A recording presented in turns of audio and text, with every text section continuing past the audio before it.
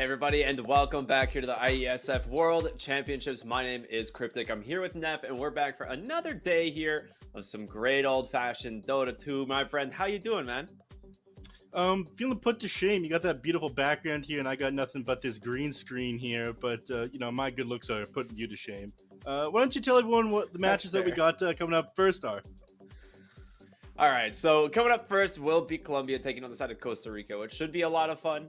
Both these teams, from what we've done research-wise, actually pretty evenly matched. I know yesterday we had a little bit of a skill difference between two of the teams that we were watching, but Costa Rica and Colombia, both these teams have one win, both taking down Honduras in Group B.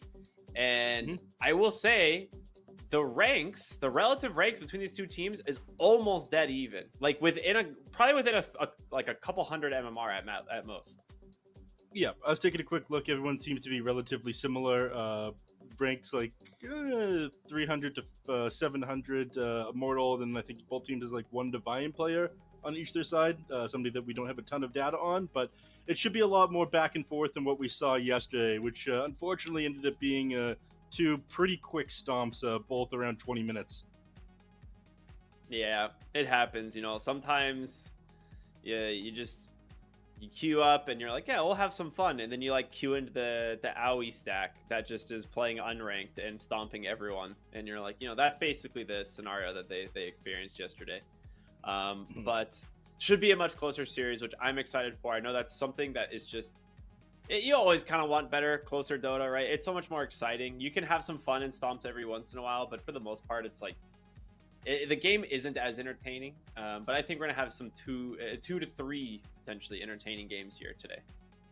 Yeah, and again, it seems like both these teams have had a little bit of time to adjust to the patch, and they've also had an opportunity to play and win a match yesterday. Colombia, at the very least, taking down Honduras. So these teams have a little bit more time to mesh in with each other. So I imagine that does help them quite a bit. We'll see whether or not that warm-up yesterday is benefiting which side. Because again, not a ton of fun when we see just a one-sided stomp like we saw yesterday. But excited to see what both these teams are going to bring to the table.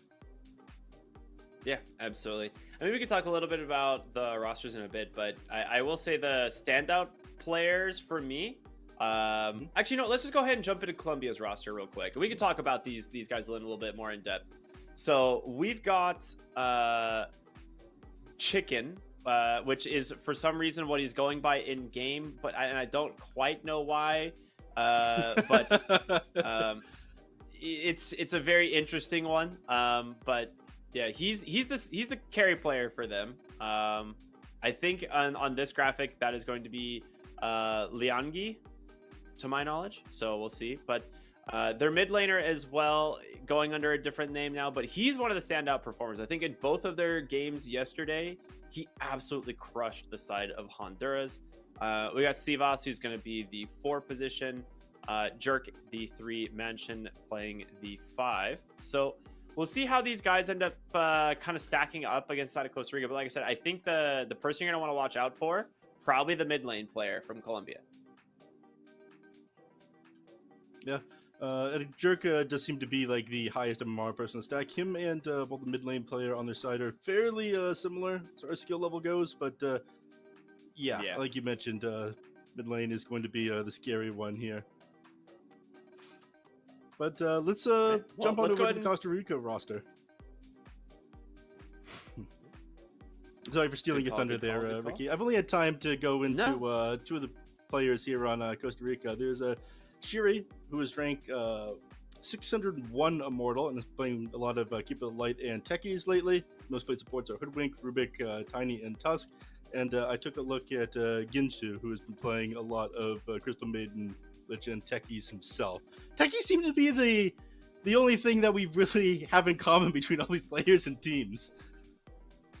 Yeah, it's just a really, really, really strong hero. That's pretty much all there is to it, unfortunately. Like, that hero is just so dang good at Dota.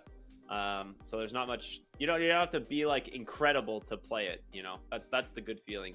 I will say in terms of their rank distribution, the difference is here between these two teams. I would say that the biggest difference, Colombia's highest MMR players are going to be their 2 and their 3, their mid lane and their off lane. Whereas Costa Rica their highest ranked player is actually their 4th position Shiri, and then their mid laner, which I think is still the same person, but he was ranked roughly around 400 Immortals, so around the same rank as Colombia's mid laner. So I think we'll see how the difference between having a high ranked support versus a high ranked off laner is going to pair up, but maybe they'll make some plays happen here. As a position 4 player myself, I can tell you that a good position 4 is to make all the difference in the world. You playing carries most of the time wouldn't really get it. Thanks, man. Yeah, no problem. One thing I want to point out is with the 4s that are available in the patch right now, I do have to kind of agree with you. With the heroes that are kind of like the big lane winners, right? They all seem to really come from the 4th position, right? You have a lot of like really powerful offlaners, but they're all enabled by the 4 picks. And a 4 that gets like a really early start, manages to find some early kills and rotate, can completely shut down an enemy team. That's right. Oh, you're muted? I can't hear you. Where'd you go?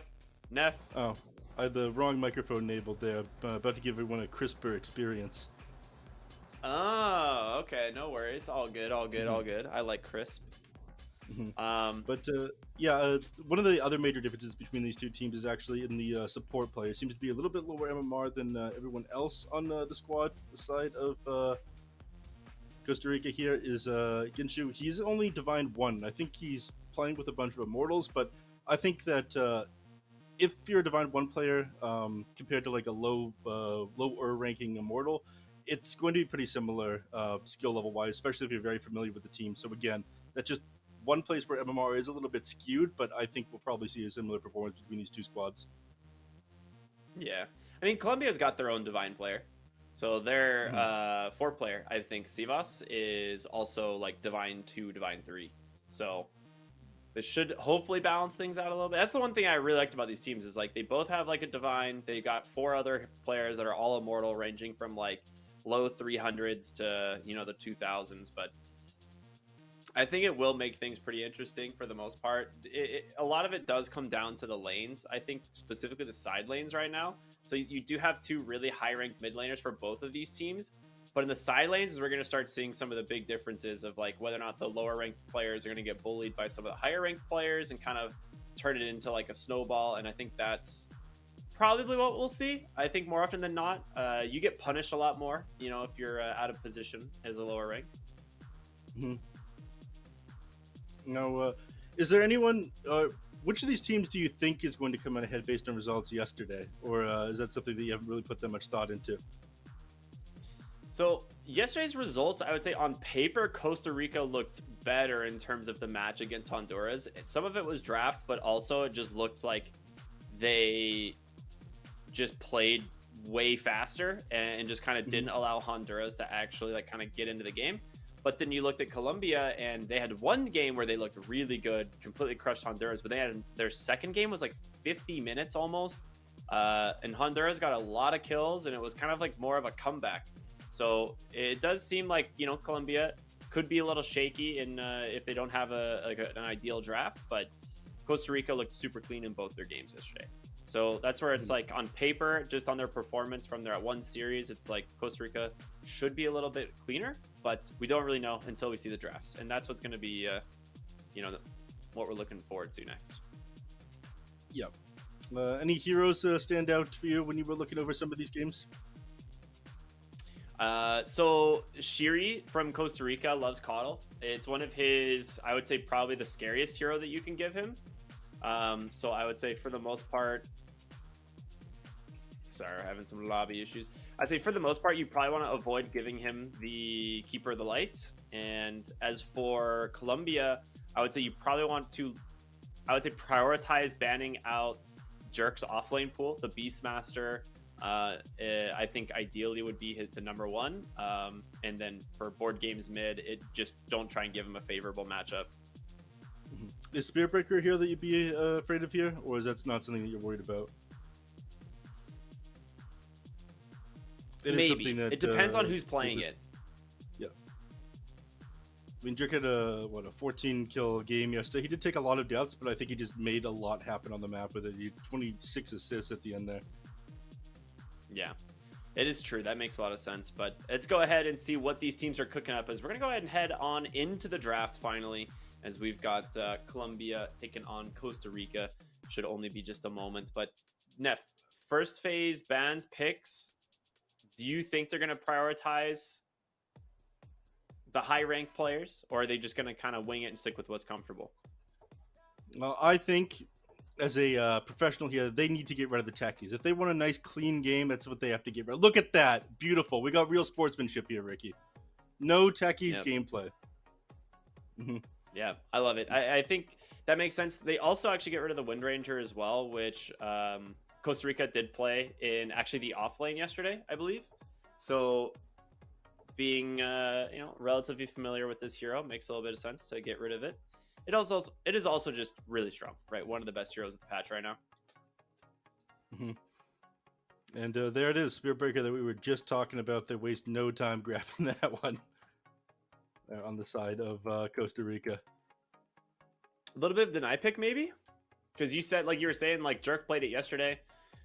Speaking of deny picks, they grab the Coddle away from Shiri, and they will allow Jerk to have his Beastmaster. So Coddle Beastmaster off lane, incredibly strong with just the axe spam that comes out paired with the chakra magic. So this is going to be a really, really powerful off lane. Yeah, and these are some of the most popular heroes of the patch as well. This Beastmaster, Keeper of the Light, these heroes work absolute wonders. I'm a little bit sick and tired of seeing the Vanguard picked up in these offlane heroes every game, but this will allow the Beastmaster again just dive the tower, no cares, spam out the axes as he goes for whoever he's chasing underneath the tower. You have to be very careful picking a safe laner up against this, something that isn't going to be able to survive that spam. Are there any heroes that come to mind as far as being able to deal with that relatively easily, or do you think it's kind of a lane you sack after like a 5-6 minute mark? So it really comes down to if you want to pick your carry on 8 and then ban for it. The heroes that come to mind are things like Monkey King and I was gonna say Bloodseeker is the other one. It's like the two heroes that like are okay at laning into the Beastmaster. Bloodseeker is a little bit more feast or famine because he does rely on last hits to actually sustain the lane. And Beastmaster previously it was easier to deal with. But then he became universal, and you just come to lane with double circlet 4 branches, and Beastmaster has like 68 damage for some reason because he definitely needed it. So it's a little bit more difficult to CS on Bloodseeker. I imagine he's going to prioritize coming to lane with a lot of damage as well. And it's really going to come down. I think their 5 should make a pretty big deal. Like whatever 5 they decide to pick here for the lane, it needs to be a fighter, something that can enable the Bloodseeker, or something that provides sustain, which could be the Oracle. I'm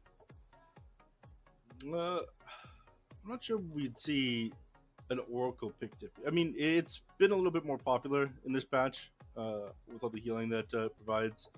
I'm not sure it's going to be able to save the Bloodseeker from the Beastmaster. On top of like having to deal with the massive right-click damage, you have to deal with the Axis spam. As a melee hero, that's never any fun. It's so easy for Beastmaster to build up those stacks on Dio.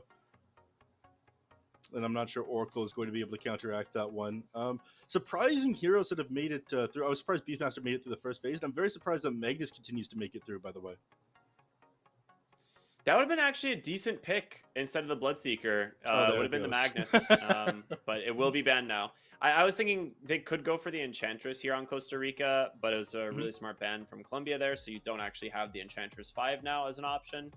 And they will go safe here, pick the Ember Spirit for the mid lane, as they banned out Shadow Fiend right beforehand. And they've already gotten rid of the Huskar as well. So several of the really hard Ember Spirit counters. I'm sure at this point you probably pick something like a Queen of Pain.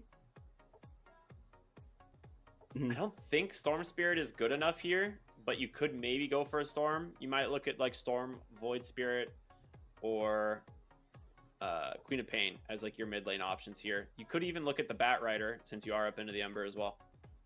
Yep, and the Ember Spirit is no surprise. It is Colombia's mid laner's most played hero, and they pick up the Void Spirit in reaction to that one. I mean, this is one of the most popular mid laners right here. Universal hero, scales and damage with almost any item, just able to 100 to 0 so many people. And I think he does a great job at jumping the Keeper of the Light on the backside of these team fights and eliminating him right away. And Costa Rica, they follow up with Lich. So you have some amazing heroes for just, again, running at the side of Colombia. Lich is able to do a ton of damage in the early game, you can kind of mitigate the physical damage of Beastmaster Ember Spirit running at you with that Frost Shield, and a lot of magic and physical damage mix coming out from Costa Rica's lineup. So you need tanky heroes in response to this, or you need somebody who can provide a lot of healing. I'm not sure who fits the bill as far as the carry goes. Any suggestions here for the side of Colombia?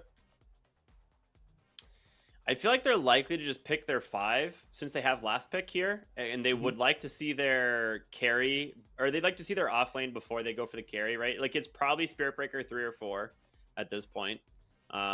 So I think you just pick like a stable 5, something that you can kind of rely on in lane almost no matter what. And then from there, you'd be looking at your carry match or your carry pick for the 24. And for Colombia, they did go Undying, I think, previous games. So with that already being banned, I don't really know what they want to play on their 5 position, because he is one of the lower ranked players as well. So definitely might have like a little bit more of a narrow hero pool. I don't know. I think if you're going for something stable, it just kind of does their job no matter what. Crystal Maiden is one of the first heroes that comes to mind. Unfortunately, that one already banned out. Most played heroes on the other side are things like Winter Wyvern, Phoenix.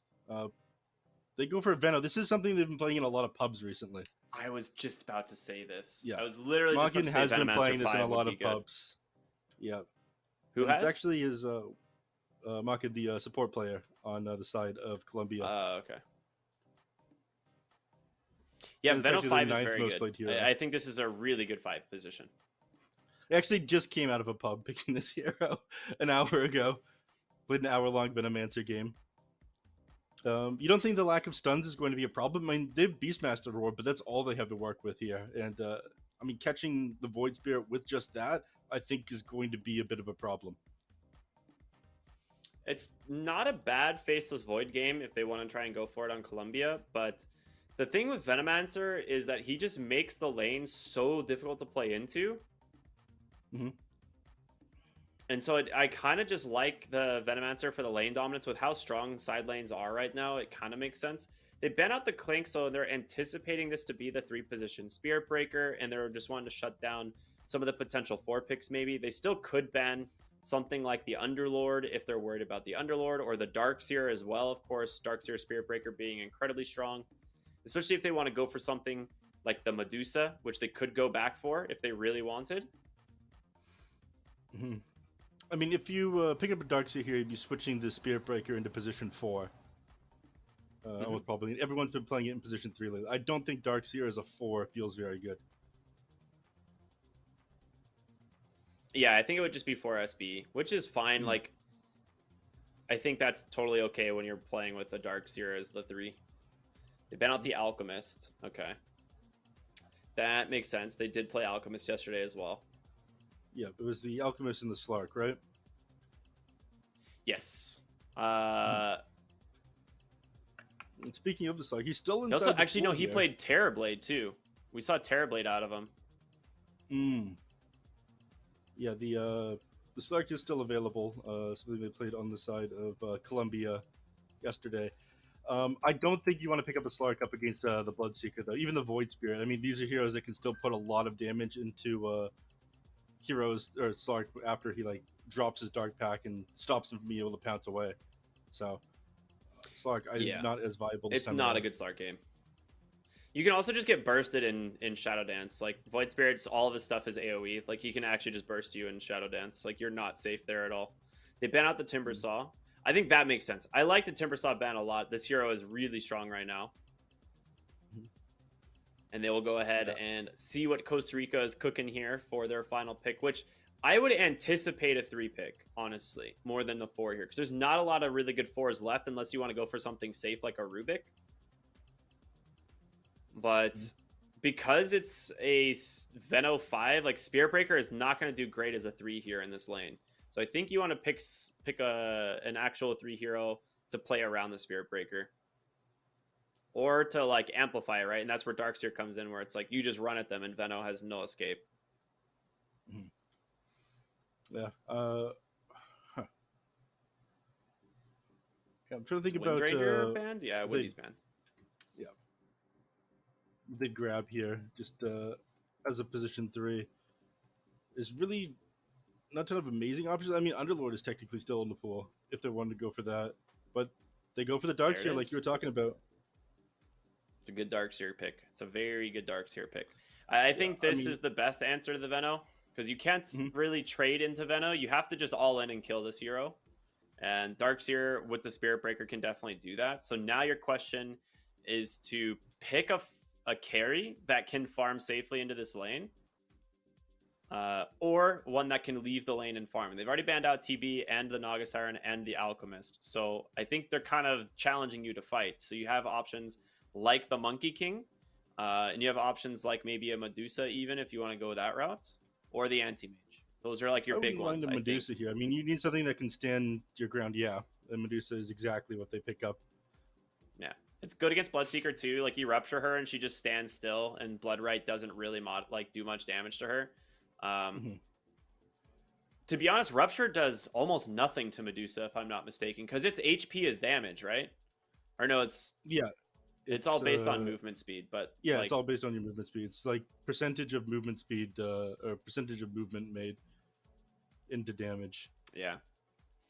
And then there's the talent, which is like initial HP is rupture damage, does literally nothing against the Medusa, which is a huge part of Bloodseeker's burst damage. So I like this Mhm. Medusa pick. I think it should farm fairly safely into the Darkseer Spirit Breaker lane. And the biggest question is going to be whether or not the Venomancer can avoid feeding a bunch of deaths, because it might not be their choice.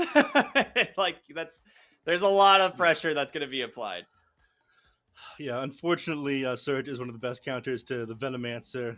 Being able to just like throw the Gale out and kind of keep your distance from the enemy heroes, along with the slow and poison sting, it is completely negated in this lane. So gonna have a rough time there. You can still try to keep the HP of these heroes relatively low. Um, which is what you have to do. Medusa is going to have to like tank up and build a couple of items just to be able to stop them from 100 to zeroing her. But these Mystic Snakes that they're going to be throwing out in the bottom lane, they drain a lot of mana from the Darkseer. Medusa is going to get a lot back from those because Darkseer again such a high int hero. All right. Even though he Well, has I'm been moved excited to to the see how this one Universal. goes.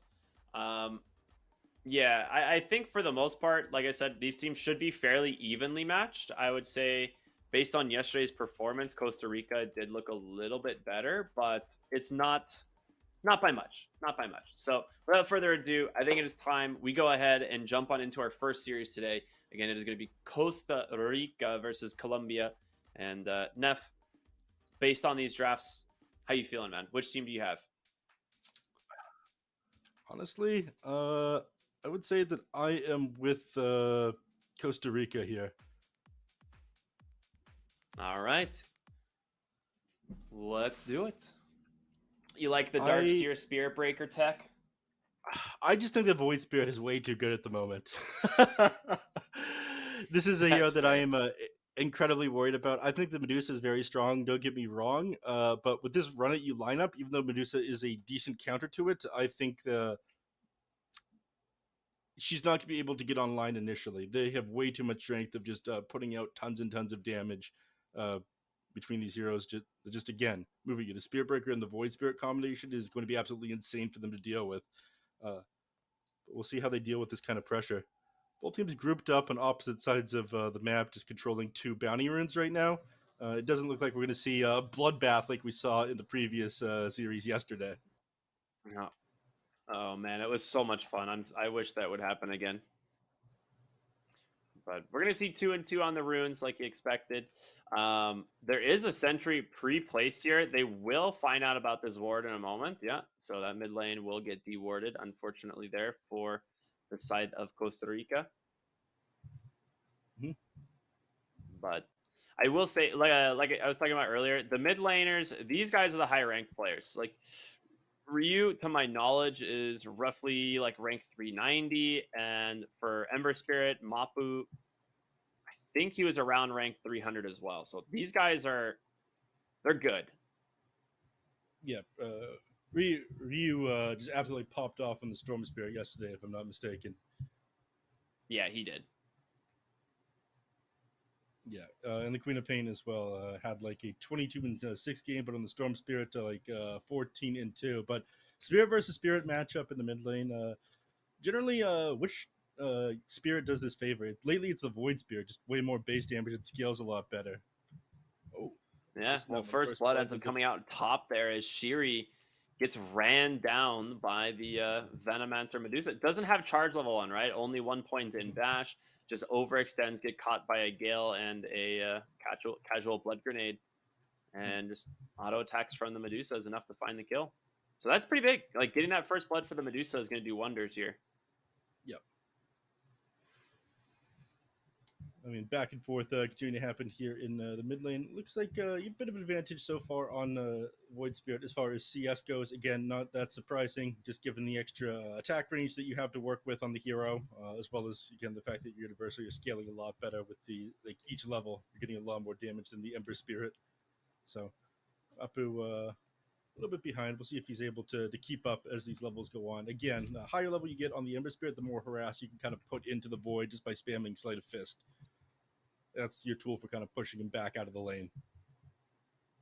I actually wouldn't hate him going for the second point Flame Guard at 3, and then going back for Sleight of Fist maxing, because I think you might be able to like push a ton of harassment into the Void Spirit. And now that he does go the second point Flame Guard, I think that's the best call there that he can make.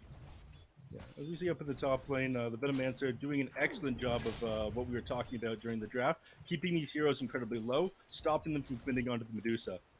Veno is so good at this. As long as you can keep the HP of these heroes down, it doesn't matter if they have Surge to be able to get away.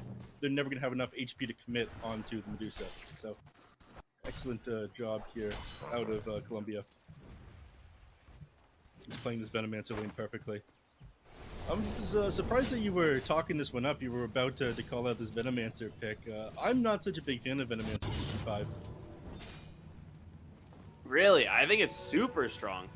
I love the Veno 5. I've played 5 recently a few times, and the Venomancer is like on my list of picks every single time. Oh, CVs. Bottom lane. He gets caught by the blood right just barely. He's got 1 Frost Blast left here on Guinsoo, trying to get away here from the Beastmaster. He will be able to, but finally chops him down. It's a 1-for-1 trade as both supports die, and now Beastmaster with the boar. Just going to be able to hold back here on the Bloodseeker.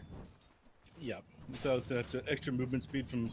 Actually, still moving relatively quick right now. I don't think the boar is slow is going to be enough to stop the Venomancer. These heroes are going to have to heal up all over the map if they don't want Blanky to have too big of an advantage.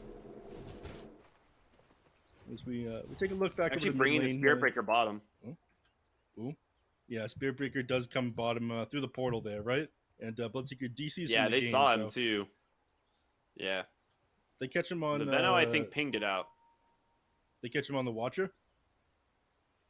Yeah, I think. Well, Veno like chased him out up onto the high ground, I think is what happened. So they know he's either up there on the high ground or he portaled bottom, and then he pinged immediately. So bottom lane should know that there's potentially a Spirit Breaker there. Yep. It's not going to be so easy for the SP to run down this this Beastmaster. Unfortunately, he does already have boots, so that is not an easy kill for them to find. And all you really have to work with is a level 1 Blood Right and extra movement speed from Thirst on the Bloodseeker. But you have 3 heroes. It's possible, but 1,000 HP with boots and speed, it will be hard to bring down this Beastmaster. Keeper of the Light, however, 560 health. They get on top of him. Much easier kill to find.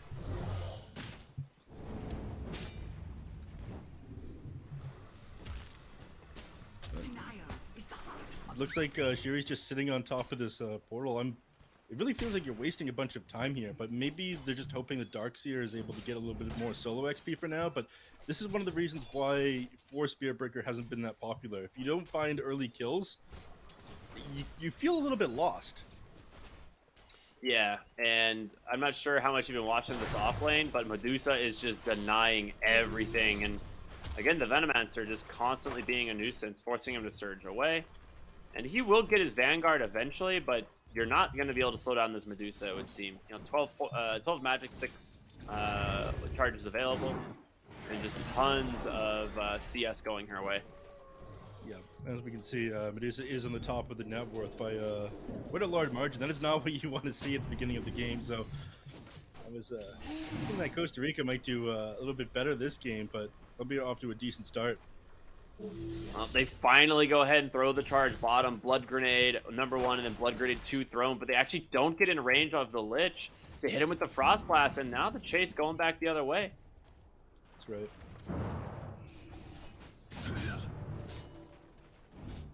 Well, Axis spam is becoming a little bit too difficult to deal with, and even though you're not going for the Vanguard this game on the Beastmaster, he's opting to rush Helm of the Dominator instead, and has gone for Mana Boots to spam these Wild Axes alongside the Shock Magic Keeper of the Light. I mean, it's been fairly effective so far. He's struggling to get that close because he doesn't want to deal with the Frost Blast followed up with the Bloodseeker attack at the top lane. But trying to commit on the Medusa because she's here alone at the moment. But not able to finish her off. Instead, she just kind of stands her ground like we were talking about at the beginning of the game. Now we're actually trying to put the hurt onto Darkseer here. We're going to come back in. They're actually sometimes you just get a couple bashes. Oh, huge amount of damage from that Mystic Snake. All right, stands her ground, finds a quick little kill there on over to Shiri, and bottom lane, they finally managed to chase down that Keeper of the Light. As Ryu is here as well, and he's going to try and open up a kill here onto the Beastmaster, but a nice dodge out from him. Does not connect onto the Remnant. Yeah, and Bloodseeker is still a little bit short of having access to that ultimate, so maybe at this point, regretting not going for the Vanguard build onto Beastmaster. He's struggling to be able to hold his own against the Bloodseeker at this point. Again, he's just kind of reduced to Axis spam. We see the 7-minute mark coming, by the way, so Wisdom Rune's now spawning, and Darkseer takes to the top lane, and unfortunately, ooh, pushed back with the Blinding Light there on the Keeper of the Light, so they managed to find themselves a kill and bait out the Lich and get the Wisdom Rune themselves. So I'm fairly sure he only went for that Blinding Light because he thought he was going to deny it. Because I think that's what I don't think you had any chance of actually getting there once you saw the Coddle. But he should have, if he gets the deny off there, that's a pretty good amount of XP you take away from the enemy supports. But unfortunately, they get the rune and you die. So extra XP going the way of this offlane Beastmaster and the Coddle. Dire's top tower is under attack. That being said, Bloodseeker's having a great game right now. Not as great as the Medusa, unfortunately. Oh yeah, no one's having as good a game as the net worth Medusa. behind.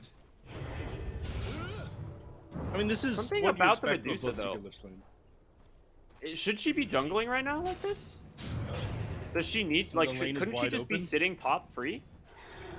You'd think so. In fact, nobody's really in the top lane right now, which is kind of surprising. But I guess at this point, with all this mana to work with on the Beastmaster, they want to try to pressure this tier 1, shut down the Bloodseeker. They feel like he's getting a little bit too much farm maybe. But yeah, it is a little bit slower. Just trying to farm these neutral creeps inside the jungle on the Medusa rather than staying in the lane and kind of moving to the camp every so often. It feels a little bit weird.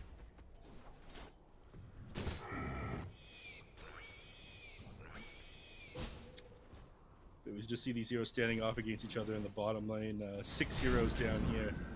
Ember Spirit has not really concerned himself with the other lanes so far. He's just continued to farm up and managed to pull quite far ahead of the Void Spirit. 1,000 or 1,100 net worth advantage over him at this point, actually. Yeah, that's actually the most surprising part. Like, just how far ahead he is. I guess that failed rotation bottom for you, where he doesn't actually find the Beastmaster. It just hurts so much. Yeah. Is under attack. And Ember Spirit is finally going to make a rotation of his own. He's got 4 points in the Sleight of Fist, Orb of Corrosion, Phase Boots, and Faded Brooch just to have extra mana to work with and run people down. And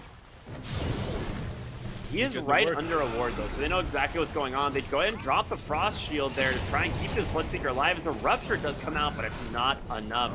Bloodseeker will fall. Shiri now on the run, but a slight change there from Mapu, continuing the chase here. As he is now level 9, and I don't think he's going to stop, man.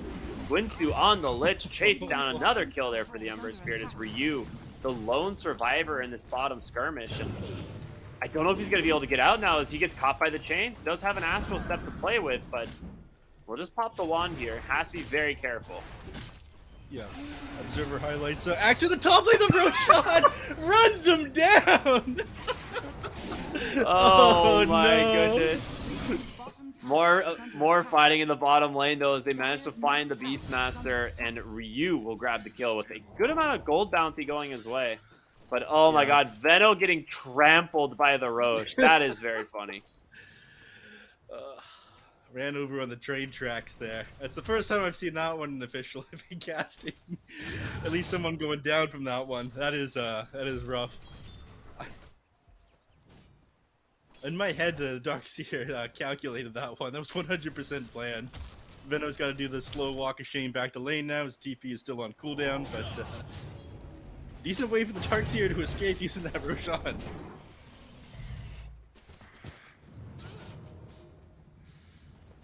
And again, we see more back and forth here in the mid lane. It is so easy to just spam this. Oh, actually misses the slight chains there.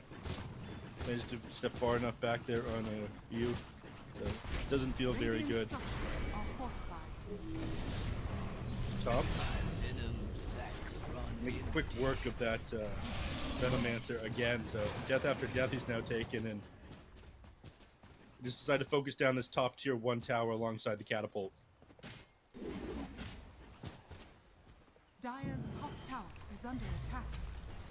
Yeah, they do exactly that. With 4 heroes up here, there's really nothing they're able to do on the side of Colombia to be able to prevent this one. So, despite the fact that with 3k net worth advantage, you do end up losing the first tower of the game. So, using the strength of this Ren&Chu lineup, even though they are down a little bit in net worth. And it's not just like one hero that has the advantage, it is all of them. This Ember Spirit is going to be a problem with this double damage route, but they're going to decide to commit onto him instead? Spearbreaker? Okay, yeah, you're not going to want to complete that charge. Double damage and Arcane. This is going to be a slaughter. He's going to go for this. Yeah, I don't think he's going to stop. He's going to continue to play aggressive, especially with the Coddle somewhat close by. The Sleight of Fist just easily cleaning up these waves. They do just have a tower push here, potentially, though. Yeah, I'm not sure what feels better on Ember Spirit. Sleight of Fist, the double damage, but he's got both. Oh, sorry, for the Arcane or the double damage, just because you get all that bonus damage from Sleight of Fist. So being able to get them off faster feels even better than the DD room. But yeah, you see 3 heroes zoned single-handedly by Ember Spirit. Mafu is putting in work, and with this, they might just get away with taking the tier 1 tower mid.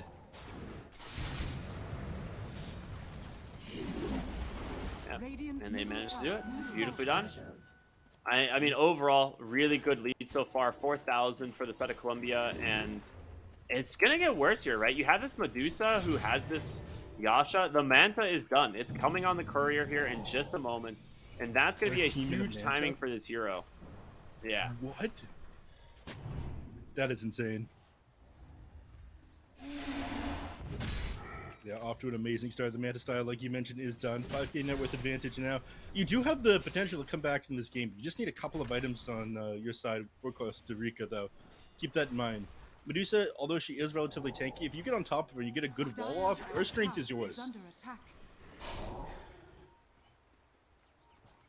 Well, something to keep in mind for sure. But they seem a little bit timid at the moment. Looks like Bloodseeker trying to finish up a Gleipnir. Void Spirit still working on this Echo Saber. Like 10 gold off. They're just a little bit short of completing a couple of items that allow them to run at these heroes on Colombia a little bit easier. This Keeper of the Light has been a massive Medusa problem. almost took that Wisdom Rune.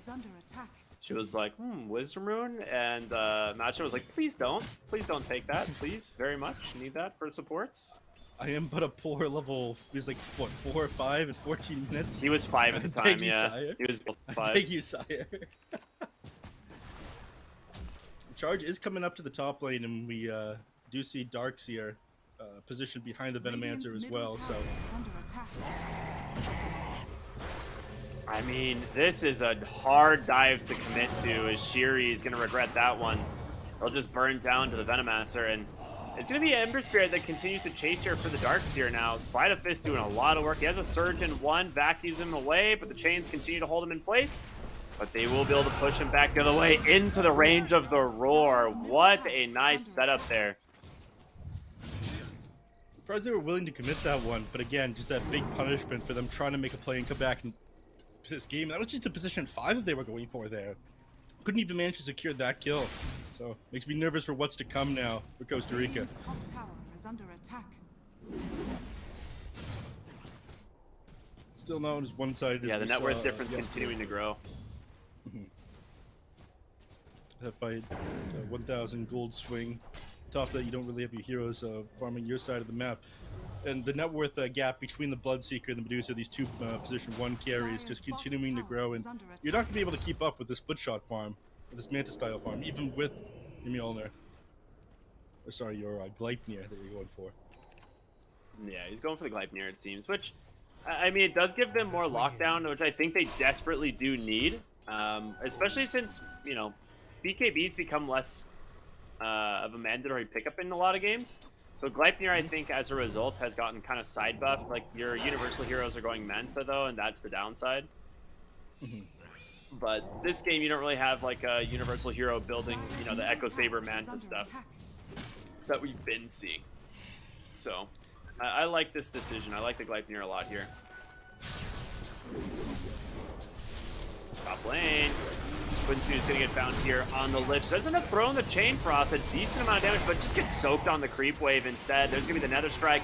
The wall gets dropped as well, and in comes Ryu here on this Void Spirit. But now, Ember Spirit's time to show up. The Rupture, however, coming through from Blank's going to trap Mapu in place. The Astral Step off the mark, but he's got no remnants to play with. They get themselves a very big kill as they take down the Ember Spirit, and that's a big win for Costa Rica. They lose both supports, but they manage to take down the Beastmaster and the Ember Spirit.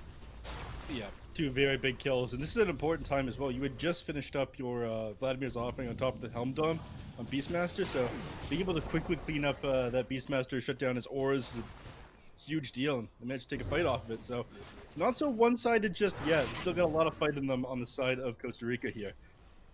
We can see the damage, very similar both these teams did, but yeah, about 1,000 net worth swing just off the back of that fight, and they can be able to take a lot of map control off of that one as well.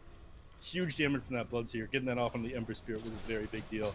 So I think at this point the man realizes that he's going to need to tank up or have a little bit more mobility in these fights around the Rupture, and he's going for an Negative Scepter after that one. So looking just to outrange that max Rupture distance of 1,200 or 1,300. And take a look at everyone's items here. The Gleipnir has been finished up. Spirit Breaker is working on a Shadow Blade. Has his ultimate orb now finished on the Void Spirit. What is that he's sending out for himself right now? Rune? Fight happening here at the top one, but yeah, committing onto this Ember Spirit is pretty scary, especially without seeing what's on the other side. Bottom lane will be the Illusion Rune, so they will pick that one up. Actually, probably just on the Medusa, yeah. Just let her go farm, which she does have a casual Chrysalis now, just to help her farm, as the Illusions do benefit from the crit. So the Manta Chrysalis, one of the fastest farming builds you can probably go for at the moment on this hero. And we'll go back for the casual Butterfly, so just all damage. Look at this chase bottom, man. They are really committing onto this Bloodseeker. He drops the Rupture. He just takes down the Ember. The Roar does come out, but it's a little bit too late here from Jerk, as the question is, can they get out? Shiri's looking for his charge target. We'll just catch some illusions. The Hex does find his Keeper of the Light. They pull him back in, but it's the Medusa you have to be careful of. A nice Astral Step on forward will be enough to find himself a kill, but there's going to be the Stone Gaze out from Medusa as they help bring down the Darkseer. Yeah, but this is 2 fights in a row where the... Yeah, this is 2 fights in a row where the Ember Spirit's eliminated, though. This is going to slow down his game quite a bit. Usually this mid-game timing, Ember Spirit wants to feel very strong, be able to farm up to 2nd and 3rd items before he really pops off. Now we're starting to fall behind. We saw 1,100 gold damage from the Ember Spirit post-landing phase. Now actually 400, 500 net worth behind this Void Spirit. So even though they take the tower, this game gets slowed down enough. This could be a big problem. Tower's denied. They actually denied the tower, so yeah. You don't get the gold from it. You open up the map at least, and you manage to get the kill there onto the Spirit Breaker. Ryu shouldn't have any... Oh, if Mapu gets the slight change there, that's a kill. But this will allow them to take down the outpost away. And it obviously doesn't really provide XP anymore, but does provide a very resourceful TP point.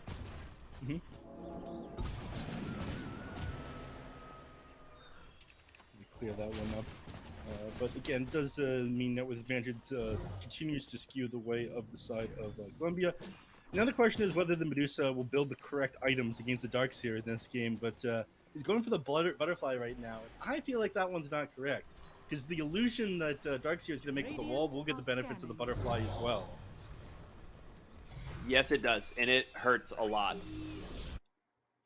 It's one of the downsides of building all damage on a Medusa when you're against a Darkseer is he can get things like the normal I'm punch. going to stop you short because we're about to see some big action here. They're smoked up and going for this. Yeah, we are. They've caught the Ember Spirit again. He is dead first to start this fight without a buyback.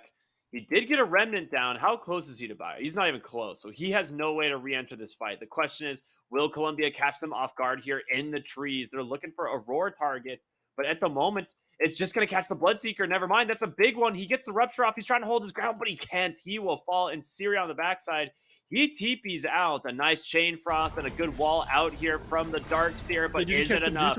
Can they manage to get some space away?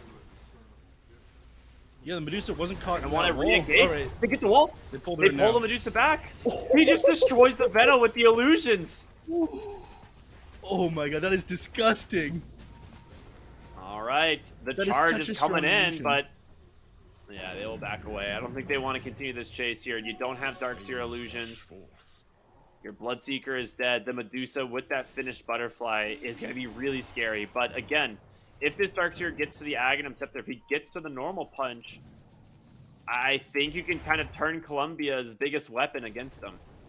Yeah, that's right. In the past, I've seen these builds that kind of deal with the playing against the Darkseer. You go for Mjolnir on Medusa. You go for damage-based items instead of stat items. But this game, again, you've gone for crit, you've gone for butterfly, you've gone for Manta style. All of this, the Darkseer is going to benefit of when you make illusions. Even though the game, again, is pretty skewed 4K net worth advantage, it's only like a 65 win probability for the side of Colombia. Like, Dota Plus still thinks that they have a relatively good chance here on Costa Rica, and I think so as well. They're going to go for Roshan a second time here, and this time I don't think they're going to be in a good enough position to interrupt it.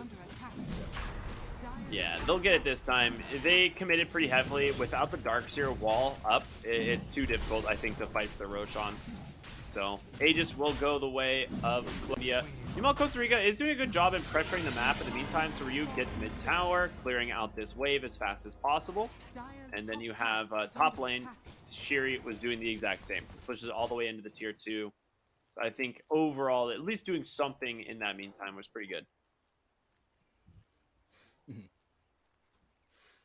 Daedalus being finished up on the Medusa. I imagine they're going to try to break high ground after this one's completed. Still need another 1,000 gold for that one, though. But this is what they're going to do alongside their Aegis. Sit on the high ground. Try to take this before the Darkseer has a chance to finish up the Aghanim Scepter like we talked about. So, Crimson Guard now finished. This will make it a lot easier for them to break the high ground, as that block coming off from the Crimson Guard does affect towers and almost completely negate the damage that Medusa is putting into it as long as you activate it nearby the buildings. But we are gonna. I mean, it is so hard to stop this push, man. This home of the Overlord, the Beastmaster auras, and the Medusa just seemingly untouchable here. They will see top lane. Shiri's looking for the Ember Spirit. If he gets the Nether Strike into the root, oh, he dodges it. Doesn't get the Gleipnir off fast enough. He held it for just a little bit too long. Oh, man. Unlucky. I mean, the Bloodseeker managed to get the TP out of there, fortunately, and finishes up his BKB as well. So they don't manage to bring down the Ember Spirit, but at the very least, they get out with their life, and they stall for another minute of this Aegis. But they can turn their eyes towards this top tier 1, and I imagine they'll take this Tormentor after they grab the tier 2 as well, so even more net worth advantage is about to go the way of the side of Colombia. Yeah, I agree. I like how they're just doing this the clean, just execution way of just take all your outer towers, just choke them into the base, and we'll end it we'll end it later. Certainly, this is crazy. I mean, they actually forwarded for this. They can go high ground. Like, they actually just forwarded on this tier 2, so this just leaves it open here for the side of Columbia. They'll obviously get the refresh when the tier 3 tower dies, but I don't think they're worried. Like, they can just go straight for this tower. Darkseer has no blink dagger to easily get into position here. He'd have to surge himself to be able to get a nice vacuum ball off. Also, a friendly reminder, never put any barrier on a Medusa. What's that? It doesn't work. It literally doesn't do anything. Barriers are post mana shield reduction, so it basically absorbs 2% of the damage that goes through the through her mana shield. Oh. So it does nothing. Yeah, barriers, like magic resistant armor and all that stuff do literally nothing. Oh, Medusa, here's the big vacuum wall we were talking about. The question is, can they turn the damage against them? It's doing well, but the Stone Gaze is doing some solid work. They take down the Ember. Medusa's first life is fallen. She's gonna spawn into that wall. She's trapped, man. Absolutely trapped. The Sinister Gaze burning a lot of her mana as well. And the Illusion, we talked about it. It's your own worst enemy. Oh it's taking down Venom? Mackett as well on the backside. The Venom nearly just dead for showing his face. He will follow the process. So much damage from the Darkseer in this fight is now they just got to find one more, and it's going to be the Beastmaster. They've got a Gleipnir cooling down. He shouldn't be able to TP. He actually has no TP at all with the Blood Rites. They've got him, man. 4 heroes dead as Costa Rica will hold the high ground. And just like that, they managed to bring back the net worth lead on their side. Look at that sway. Look at that graph. Oh, boy. Swinging back. It's dead even, man. Flip. Yeah. And I didn't see the fight. I love how like there, but I Darkseer's imagine illusions don't count as him doing damage. Yeah. Yeah, thank you. We got the fight recap here. Oh, unfortunately, we don't get to see as much of the damage coming out from the Darkseer's illusions there. But it's basically just Medusa. I mean, she's the top of the net worth. The next 3 heroes down are all on the side of Costa Rica. And when you're making illusions of a hero that strong, again, your greatest weapon is now Costa Rica's greatest weapon, and they managed to hold because of that. And that was with the Aegis, so you got to be a little bit scared about your ability to go high ground again as this game goes on. So this Medusa's build, now starting to bite them a little bit. That and the fact that it's only her that's that far ahead. If this net worth is distributed a little bit more evenly, it wouldn't be as much of a problem. Yeah, and Darkseer, he doesn't even have level 3 wall yet. I think that was one of the big things. A nice engagement here, but the wall's going to get dropped, and it might be too late. The Medusa's just going to be able to completely just chase these heroes down. It's a double kill for Liangli now, as Guinsu should be able to just TP out. Looks like he's going to be safe. So interesting that they decided to take this fight without the whole team being there. Ryu was not present. They get a little bit too cocky, and now wall's on cooldown for 70 more seconds. If they can get to the high ground here for Columbia, it's huge. Yeah. Let me see, yet again, this Darkseer, he gets the wall off, but as long as the Medusa doesn't go through it, there's just not enough damage coming out from their side. So, net worth relatively even. I'm surprised that they don't just make a break for the high ground at this point, shove the bottom lane all the way into the tier 3, and while this wall of replica is still on cooldown for, what, like 50 seconds here, try to take another tier 3 tower. They're playing a little bit safe. That's I think what they're I was a little bit too expecting, spooked right now. Yeah, I'd agree. The Void Spirit does just have the standard universal hero build, the good old Lincoln Spirit picked up after the Manta style. So double defensive items, but also just turn into 100 damage for the hero, which makes a lot of sense. Yeah. Absolutely insane how much it provides. What I was saying though before that fight broke out is that was also just level 2 wall. So not even the extra 15% damage that comes from the 3rd point in the wall of replica, which he does have now. So those illusions are going to hit even harder. 120% damage like coming out from those illusions. And again, he is queuing up that Aghanim Scepter as expected. So we will see this normal punch eventually come out. And I think that is the most important ability you can get, because you need to be able to just stay on top of this Medusa and continue to spawn the illusions. Not only will you get the one from the wall, but now the second that comes out from the normal punch can completely melt teams in fights. Yeah. They're looking for Mabu. They got him. Dude, just triple bashed. Oh my goodness. Shiri rolling the dice. Find that one pretty big deal. Bloodseeker's starting to work on other items to do with Medusa. MKB is coming out pretty quickly here. Looks like only 1,000 gold away from it now. That's big too. Mm-hmm. This will be a huge item in helping kill his hero. Like Bloodseeker is actually, I think a lot of people underestimate Bloodseeker's damage output. We're gonna see another chase here bottom as Shiri tries to go for him. Does end up popping the bulldoze, so he might get this dust removed pretty early, but they will be able to just chase him down the damage out from the Medusa. Just too much. All right, he felt himself a little bit too much on that bottom charge. I mean, you were getting in a position there on the Darkseer, but unfortunately with no blink in order to like get into and start these fights, it's a little bit too dangerous. And I feel like if you lose the Darkseer before he gets his Aghanim Scepter finish, your game gets a lot harder. So I'd rather see the Darkseer play a little bit safe than go for a risky play on the enemy team side of the map like that, especially when things like Roar are still available. A nice little pickup of 3 bounty runes.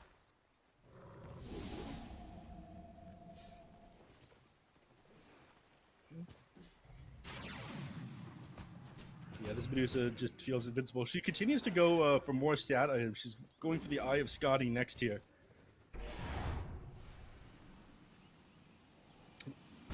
Does this worry you at all that she's just continuing to go all in on stats that are going to make the illusion stronger? It's hard to say because like there's not a lot of options. Like the only other option is like Divine Rapier, or you go for what The Mjolnir build. like items like Maelstrom or Mjolnir or Gleipnir, right? Radiant are scanning. I actually don't think Divine Rapier would be bad, to be honest. Maybe you go Lincoln's. Maybe I would go Lincoln's into Divine Rapier. Maybe that's what I would do. Or the Sheep Stick, like Scythe of Ice. Things that like still gives you damage and utility, but your illusions don't get. Because you could also instantly Scythe your illusion and kill it. I think that would be the way.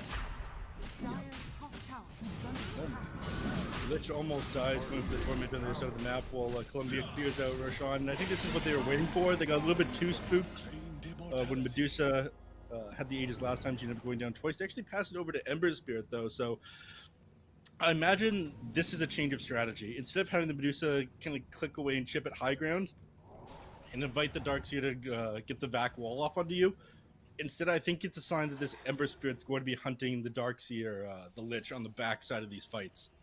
If he's got this Aegis, I'm just not sure he has enough damage to blow up this Darkseer. I think part of it is also he doesn't have BKB yet, and he's been getting caught out by this Spirit Breaker +1. So I think that's a good portion of it is like he just doesn't or can't afford to die anymore. Yeah. A little bit of a DC here from the Bloodseeker. Yeah. Speaking of like the Darkseer, by the way, he actually finished up his Aghanim Scepter. He now has enough gold for it. As soon as he's done chilling at the top side of the map, he'll go back to base, and then he'll have that normal punch to work with, hit the Medusa with. But you will need a Blink Dagger after that so you can actually get on top of her, because you do have all these threats that stop you from doing that. You know, the Slight Chains, the Roar, and the Blinding Light all coming out on the side of Columbia. Yeah, I feel like right now he's the counter initiation, right? Like he's the follow-up initiation, rather, right? Like you send in the Void Spirit, you send in the Spirit Breaker, and then once they get a little bit, you know, like, all right, we need to focus up on, you know, you lose, or you kind of lose concentration for a second on where the Darkseer is, and that's when he just comes in, drops the wall vac, hits the normal punch, and that's really what you need to play for at this point on this hero. Yep.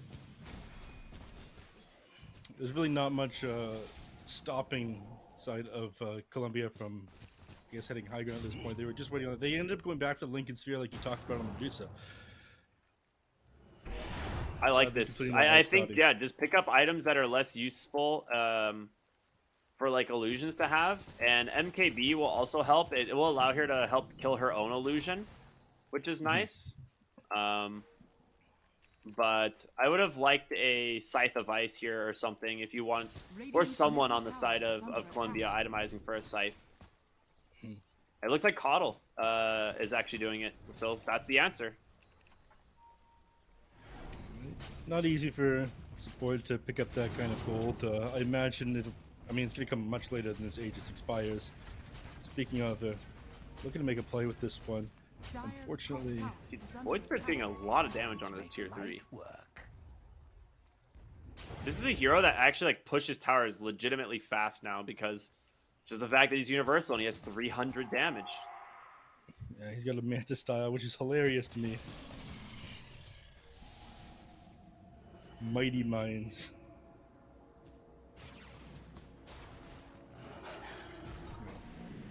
And I they're do realize hunting that the for him, Void too. Spirit They is up know- here somewhere. know he's there somewhere, yeah. Looks like we're going to see a potential smoke here out of Columbia, and there we go. As they're just going to go ahead and group up and head into the enemy side of the map. Yep. Do they see this, or do they just, like, Bloodseeker just is aware? He's just very aware, I guess. Yeah.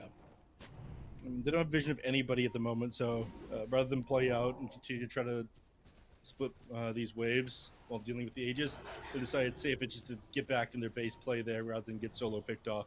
Spearbreaker is still the only person outside of the base, and even though I don't think he'll get punished for it, I imagine it's still pretty scary to be all the way out there. Interesting build from him. He's queued up a Wind Waker. Ooh. Bottom side of the map here, they find the Darkseer. This is the most important hero to find. He needs 100 gold from the buyback. He's just going to drop the wall outside the base and die. Oh no. Oh no. Ryu has to go cut waves, and he knows. They are already on it. Look at mid lane. Shiri, he's caught one. There's another wave top here that Ryu has to grab. It's going to be these catapults. They cannot afford to let Columbia get to the base right now. They're doing a good job of stopping it at the moment. I mean, again, no wave's going to reach the base for at least another like 20 seconds here. So the majority of the time that this this wall is on cooldown, Darkseer's gonna have the opportunity to get back up before they can actually get in the base and push it. And this Aegis is about to expire another minute as well. So split pushing the waves, or cutting these waves here, manages to hold up the game for long enough to get the Darkseer back into it. That was almost a disaster for them, though.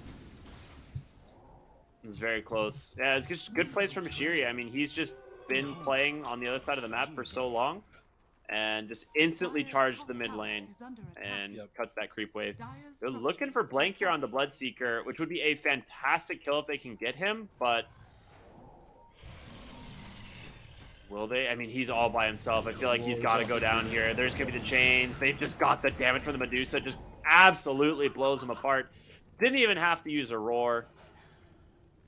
Yeah, I think realized he was dead, saw the Beastmaster there, so didn't bother popping that BKB. And try as they might, oh, okay, they finally managed to catch this Spearbreaker, but he actually brings down the Keep of the Light first.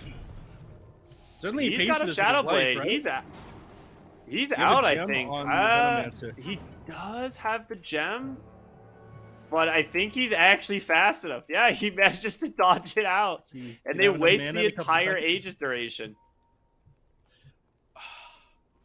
They simply ain't playing fair here on Costa Rica. I thought this was going to be a good sportsmanship game when they ban out the techies, but cutting these waves stopping them from being able to actually push the high ground here with the Medusa. And I feel as if they're going to stall out enough time for this Darkseer to have his Blink Dagger now. He's only 30 gold off of it.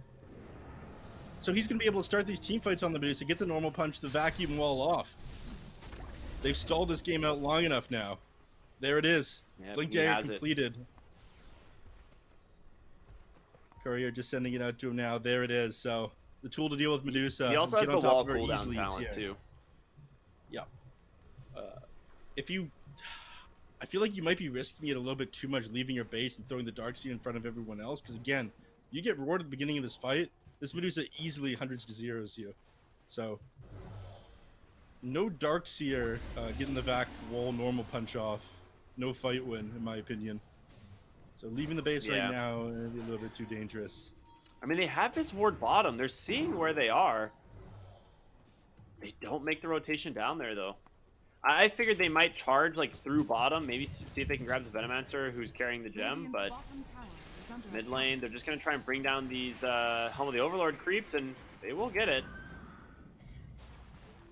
250 gold. But bounty Shiri going is away still over just you. cutting waves on this Spirit Breaker. Yeah, bottom lane has been pushed all the way in, and Medusa's just going to try to get a little bit of chip damage into this tower with these illusions and make it harder. Oh my god. I mean, the Yeah, Darkseer mixed illusion is equally as scary, dude. Yeah, the normal punch.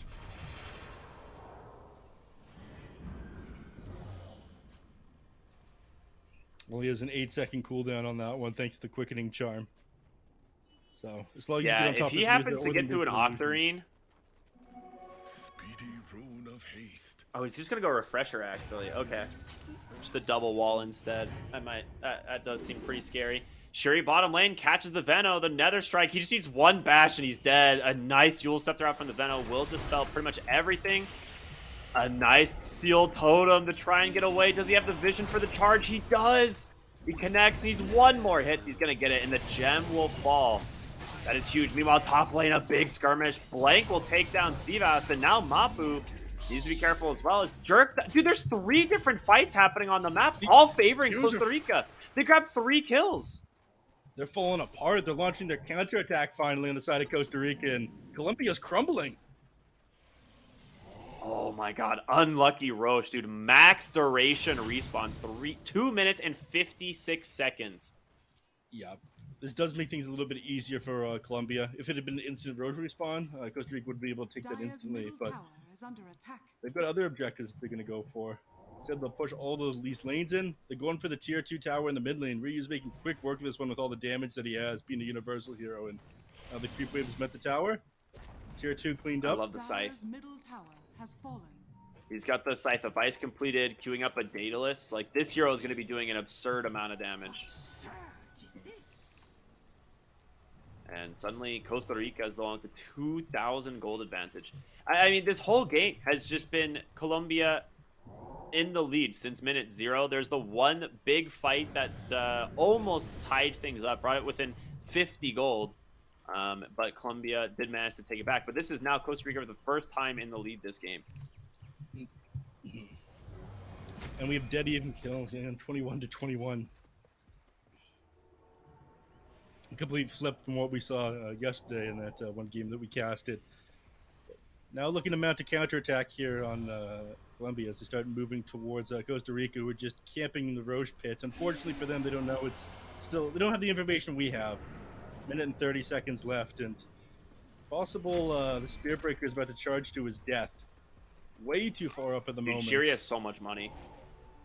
Like, the net worth difference on the supports here is going to make a huge difference as this game goes on, and Shiri will still be steal the Wisdom Rune, so he will grab himself the charge bonus speed, which is huge. As bottom lane, they need to be careful. Actually, just gets the Hex off, just blows up the Coddle. Huge plays there from Ryu as the Rupture is going to come out as well. But where's this fight? Can they bring down the Medusa? He spawned both illusions. The Medusa's just killing herself. She's lost all of her health. She has to run. On the backside, it's Jerk trying to get away here from Blank, but there it is. Ryu's back in. He gets the Hex onto the Medusa. The Sinister Gaze there as well. The Medusa will fall. Jerk now will be next. It's 4, about to be 5. Heroes dead for the side of Colombia as it's a team wipe for absolutely no losses. The targeting from this team absolutely on point as Darkseer finds the Medusa. Huge win, dude. 10,000 gold swing out of that fight almost. Yeah, absolutely insane. I mean, Venomancer had trouble even getting into the fight because the Spirit Breaker was on top of him. Medusa gets countered out by the Darkseer coming in on him with the Blink Dagger, the normal punch, the Wall of Replica. There's just so little they're able to do at this point. And again, we look at the net worth, Medusa at the top, everyone else, when you're making illusions of that hero, their strength is yours. They managed to stall this game out long enough to get the items they needed on Darkseer to counter this Medusa. And now, it looks like there's very little that Colombia is able to do, able to stop this. Yeah, she got double illusion procced and lost like 60% of her mana in the first like second and a half of that fight. Like, that is how much burst damage the Darkseer did. And with this build on Ryu, this like Hex with Daedalus now, he's just one-shotting supports. Like, if he sees a support, they're absolutely dead. Yeah. I was a little bit concerned about the Void Spirit getting caught out there. The Primal Roar obviously connected with him after the slight chains, but again, targeting in that fight, Medusa gets blocked from coming in thanks to normal punch back wall. That means never stood a chance either thanks to Spear Breaker behind him. They're just on point. They managed to take Rax down the bottom lane. They get the tier 3 tower mid. Top tier 3 is almost gone as well. And the 16k net worth advantage now for Costa Rica. Just look at the graph, man. Look at the graph. Oh my goodness. In a matter of a couple of minutes, it goes from a 7,000 gold lead for the side of Colombia to a 16,000 gold lead here for Costa Rica. I mean, that is... You can't ask for anything more than that. At this point, you want to give Medusa kicking herself a little bit for this build. Again, so many stat items. It's actually a sold the Butterfly. Realized that was just strength of the Darkseer. Has gotten rid of it. Something that we didn't talk about. Just sells the Butterfly. Yep. And I also want to point out, after this last fight, everyone was so farm, had so much money on Costa Rica. They're like, what do we do? Like, everyone has like 5 to 6k gold. Lich just buys an Ags outright. Yeah. Shiri buys an Octarine Core outright. Like, you have a Hex nearly done on your Darkseer. You get a complete Basher on the Bloodseeker. Like, every single one of these heroes just got a full item or more. Yeah. On top of like the Heaven's Halberd, it's completely on the Bloodseeker as well, so this is not even going to be attacking for 5 seconds and you get that one off. There is Aegis going the way of Costa Rica now. I mean, they're still grouped up in the bottom lane now on Colombia. They want to be able to shove that one in, but they're going to have to get back here pretty quickly, I feel. Because again, you've got one Rax exposed in the mid lane. Tier 3 at almost no HP. Like, they're going to take this base much faster than you. Ryu has a, like, Astral Step crit talent, right? So his Astral Step's just, like, one-shot heroes. They will find the Spirit Breaker bottom. He does have the Bulldoze to throw now, but he is super dead. Manages to get picked off bottom. Will have buyback, but again, it is kind of just space being made as he's looking for the Ember Spirit. He gets him on the Hex! He's gone! Mapu will fall. And with that, that's going to open a buyback scenario here. They jump in, they get the roar onto the Darkseer. That hero has to die if you want to take this fight. But he looks like he's managing to get out for the moment.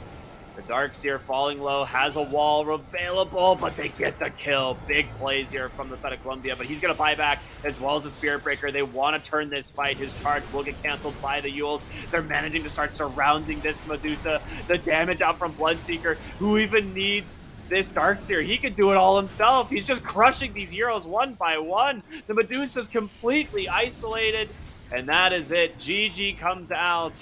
It will be Costa Rica that grabbed game number 1. Yeah, from a Colombia favored start in this one, but I'm surprised it went this way. I thought you had amazing heroes to run at them and shut them down in the early game of Costa Rica, but they drew it out late. They let them farm as much as they wanted on Colombia, and they turned their strength into their own for Costa Rica. Amazing strategy here by them, and then just finding kill after they were finally able to exit the base. Clean Dota by Costa Rica here. Dude, it's being able to just remain calm and not like tilt when you're in a game like that, and just remember like, hey guys, we have the Darkseer Medusa matchup, and a lot of it comes down to the Medusa's item build, right? Like we were talking about that you can't build items that enable illusions. And he built like every item that enables illusions. He built crit, he built evasion, he built stats, and it's like this illusion's just crushing your team in these fights. Or it's just crushing himself. And as soon as he gets the blink and the Aghanim Scepter on the Darkseer, this game completely turned on its head. They swung something like 17,000 gold off that fight bottom.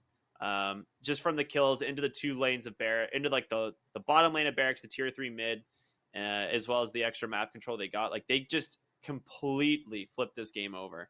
Yeah, it's just really good stuff. I also big shout out to Shiri as well as Ryu on the mid lane Void Spirit. Mm-hmm. They actually drag it out because they cut those waves, right? Like otherwise they don't.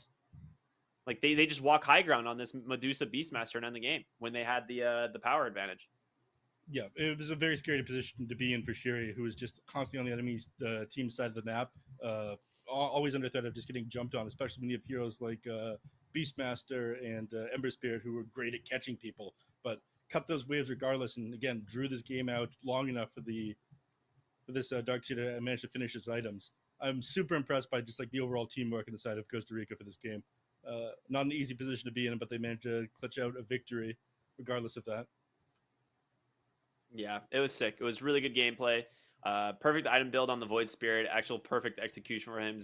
13, 0, and 8 was just yeah. Like that's impressive. Like 0 death in this game, despite having what was a pretty rough start. Like Void Spirit was not doing well in the lane stage. Right, like he was pretty far behind the 10-minute mark. Ember Spirit had like over 1,000 gold advantage on him, and the Medusa was enormous, like as well, like getting complete free farm.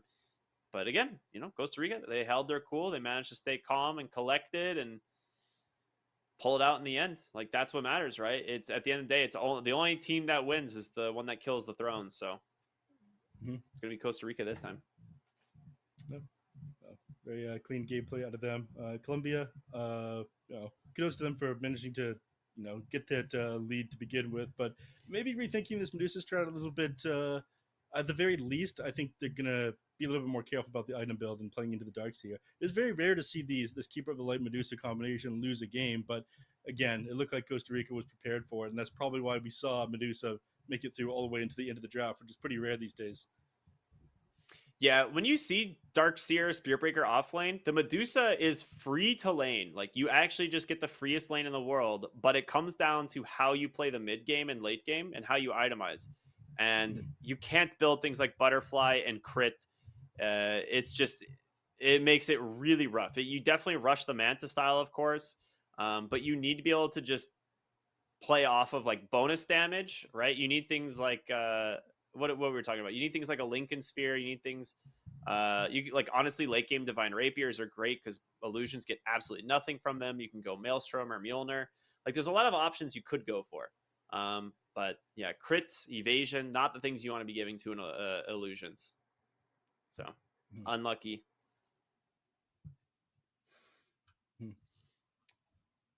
Yeah, I'd definitely say that.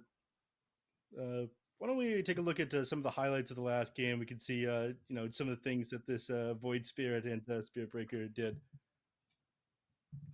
Yeah, I'm curious to see what ones they pull for this because, like, again, it really was Colombia just really far ahead early on, and I think a lot of this comes out of the Ember Spirit, like winning his lane so hard, and just having like free ability to rotate and no one that could really shut him down. Venomancer did pretty good early too, right? Like he had some really. Wait, this is the moment. Yeah. Oh no! Thank you for capturing this for us. It's so good. It's so good. Doesn't get old. That's what you love to see, man. It's good stuff. It's good stuff. There's some comedy always in Dota, dude. Yeah, my highlight of the patch for sure. But yeah, this Lich definitely ended up getting bullied. Everyone got bullied by the Venomancer in the early game, but eventually he just fell off. It was too difficult for him to enter these team fights into the Spirit Breakers. SP did a great job of preventing the Ember Spirit preventing the Veno from being able to enter the fights. Again, here we see a little bit of the first struggles side of Colombia. This Ember Spirit taking like these several deaths in a row on Ember Spirit when he had just one item completed. He was working on the Aghanim Scepter. I think this shut down his game way too hard.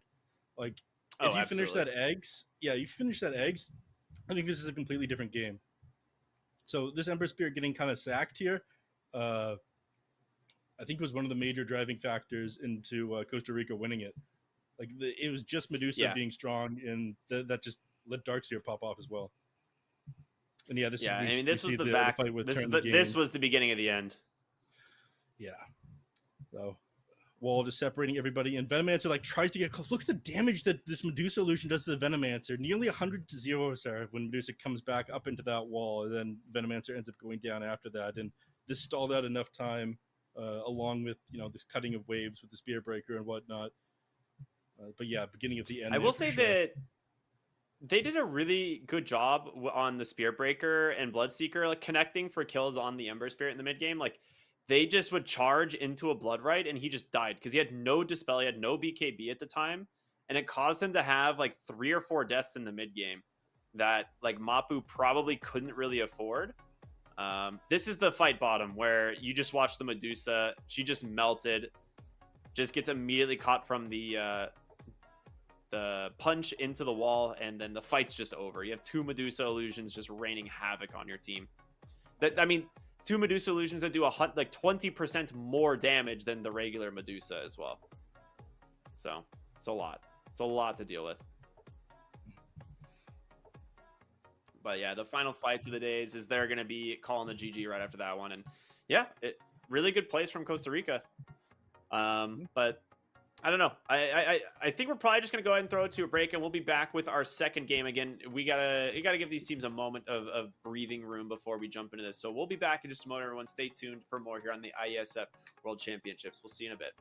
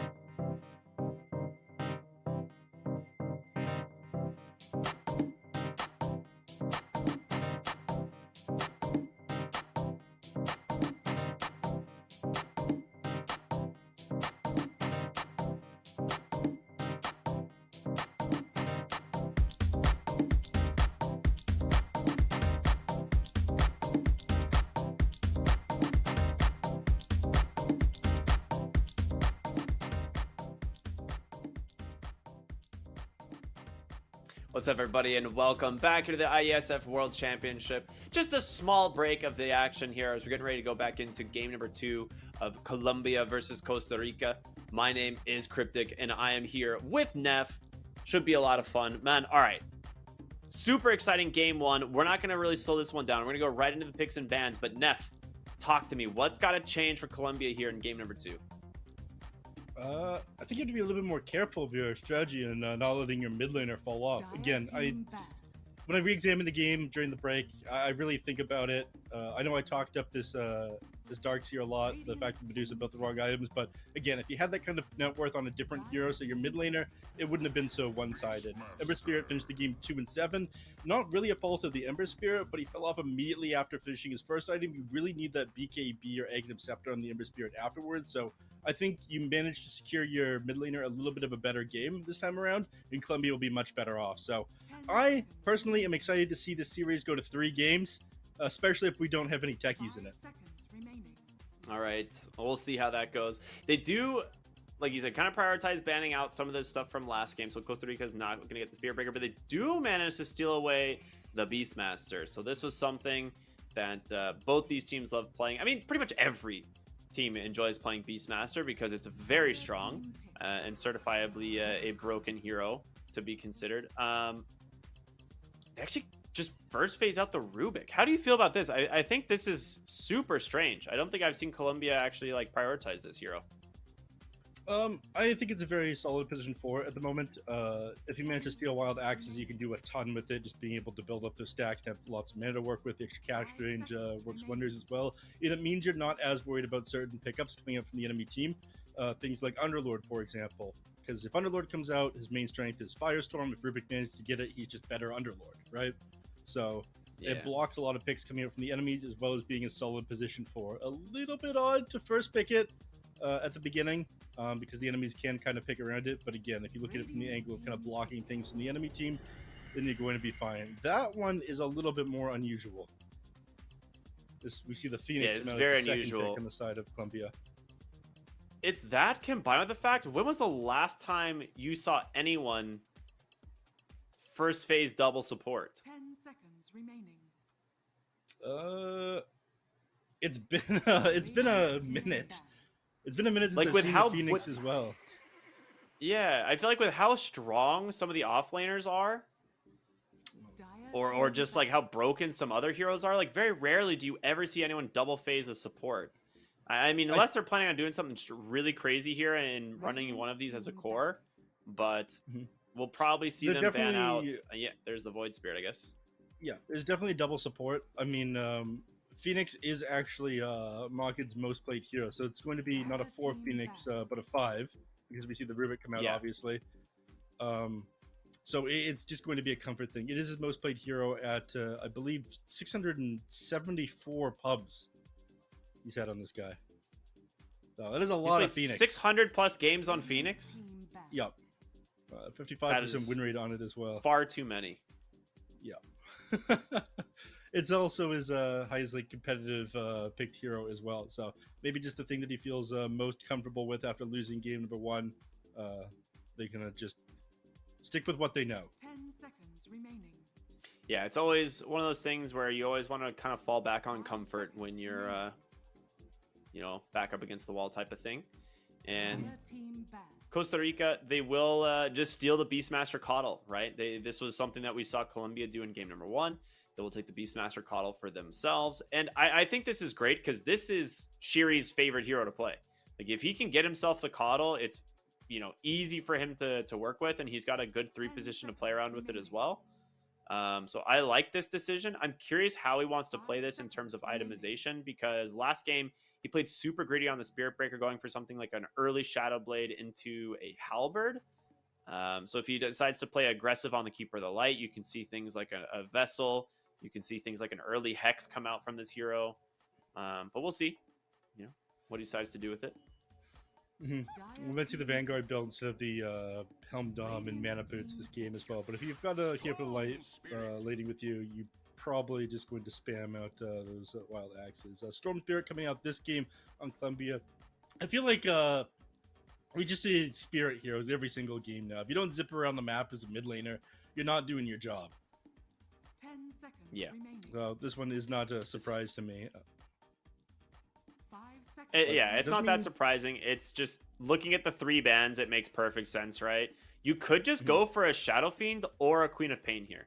I think Shadow Fiend, in my opinion, would be the better option. So if Retired plays it, or / Ryu, sorry. If Ryu plays Shadow Fiend, I think you 100% phase the Shadow Fiend in this. but we'll see. They actually just take the Bloodseeker again. Wow. Without seeing your offlane matchup, they grab the Bloodseeker. That's a little bit surprising. I'm not sure if I'm behind this decision, because again, the Rupture, it is kind of effective against the Phoenix, being able to just like drop it on him along with the Blood Rage. It kind of forces the Phoenix to drop that Supernova, but you have a ton of attack speed with Blood Rage. You're able to blow up the egg relatively fast, but against the Storm Spirit, the Bloodseeker does very, very little. The Silencer kind of fixes that, though. So all of a sudden, you have to deal with the Rupture coming out with you on top of the Global Silence. Why do you think so? Like the fact that they picked the Bloodseeker instead of their mid laner is the thing that weirds me out. Like, you see your mid lane matchup, you see your dual supports, you have a pretty free Shadow Fiend game if you want to go for it, and now you instead reveal your safe lane without seeing the off lane, and they get to pick themselves something like a Legion Commander, which is a pretty free LC game, and they ban the Shadow Fiend. Whoa. What? That's weird.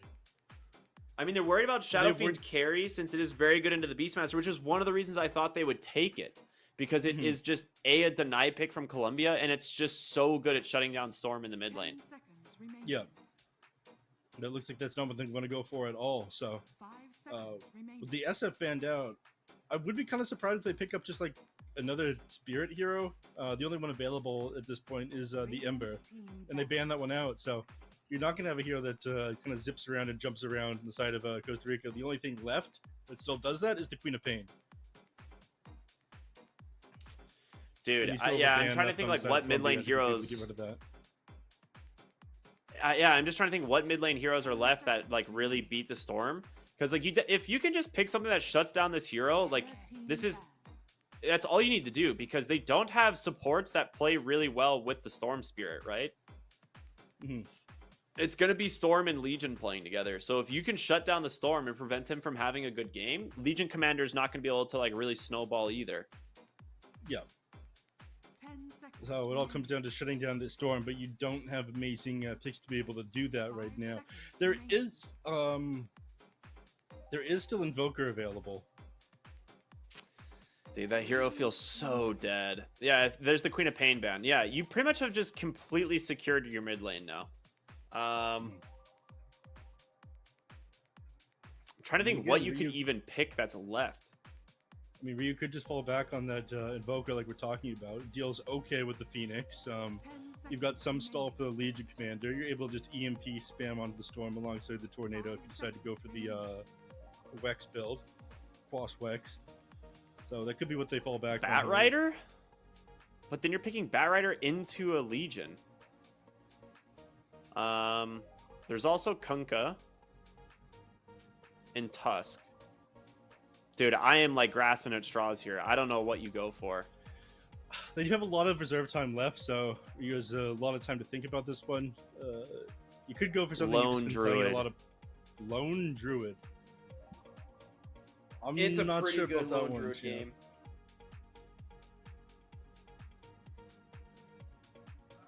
I don't know. This is interesting.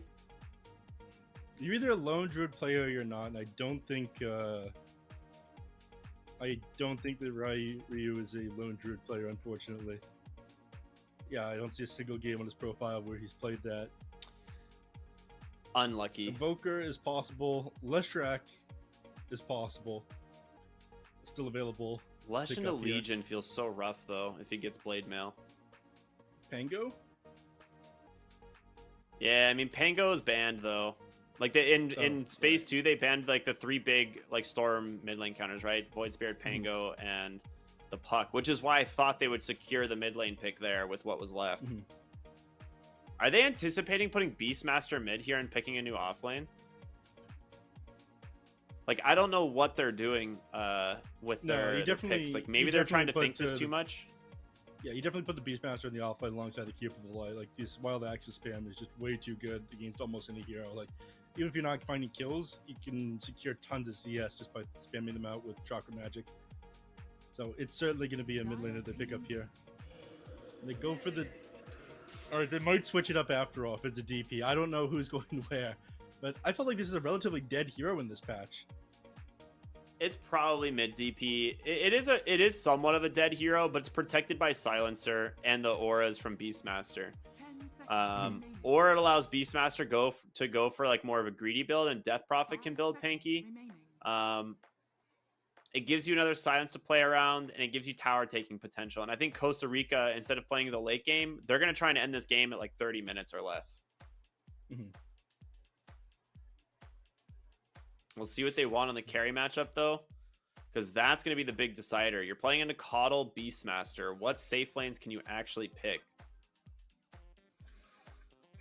You can't go Monkey King because of the Bloodseeker. Yeah. I mean, Stark's You don't like all-inning into the Death Prophet was a Monkey King either. Mm-hmm. Yeah. They end up going for the Ursa here. Now select your Uh, heroes. Difficult, but at the very least, if you can get on top of the Death Prophet, you can blow the hero up pretty quickly. But Yeah, the silences make it pretty annoying to play into. Like, you're not gonna be able to spam out your spells. You can dispel a lot of the things from Silencer potentially, but if the global silence is off onto you and they manage to chain all this stuff onto you, then you're gonna want to BKB incredibly quick. So Ursa's pretty high risk here. I can't say for certain who I think is going to win this game, but I can say that it's going to be a relatively quick game one way or the other when I look at this draft. Yeah, I think Costa Rica has the advantage, but I feel like they made this draft more difficult than it could have been. They had a huge draft advantage after the Storm pick, I think. And at that point, I thought for sure you would just crush the mid lane with like one of the really hard Storm counters, but they just let it go. And now Legion into Bloodseeker Silencer should be fairly free. Like, Legion shouldn't struggle in this lane at all, and likely will find kills with the help of the Rubik. So we'll see what happens. We'll see what happens. Bloodseeker last game did end up popping off once he had his item, so I picked up the Gleipnir as his first real main item into BKB. I thought he might struggle damage-wise, but he made it look very good. So if he manages to have that much success again, get these Gleipnirs into Ruptures, into Blood Rights, and they can shut down the Storm Spirit, then maybe it'll work. We'll see what happens. This game, Jerk on a game, a hero that he is incredibly familiar with, the Legion Commanders. We saw he's about like 400 games with this one played, as well as being one of the highest MMR players in the team. So I think he'll be just fine in his lane. But let's hop into the game, shall we, Ricky? Let's do it. Let's go and jump into game number 2. It is Costa Rica versus Colombia, and Costa Rica currently up 1-0 in this brawl, so it is time. Let's do it. I'm ready to watch some games. We actually might jump right into a fight here, as both these teams are getting close. Oh no! High ground wards dropped. Uh-oh. There we go. We're gonna radio cast this one. We're almost into the game, but it's gonna be first blood already dropped. Shiri picks it up on this Keeper of the Light. And some fighting over the wards here now. Yeah. So some very quick action. I think a lot faster than anyone was prepared for there.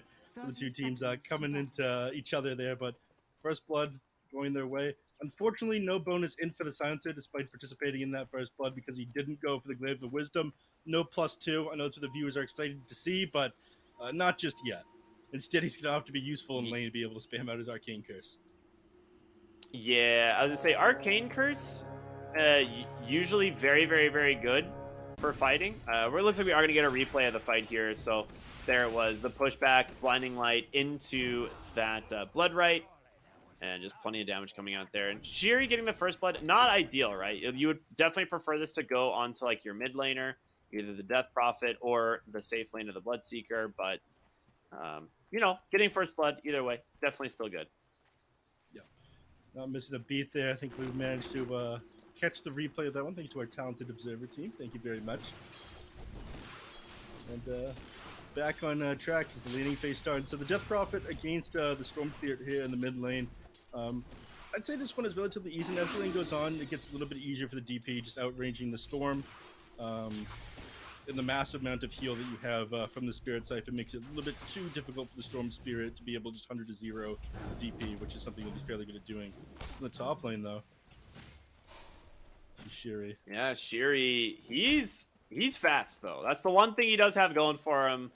The old man rides a horse, so he's gonna be able to walk away, bait out a little bit of time there from the lane. Did you see and him he'll run the just TP courier back to his tower.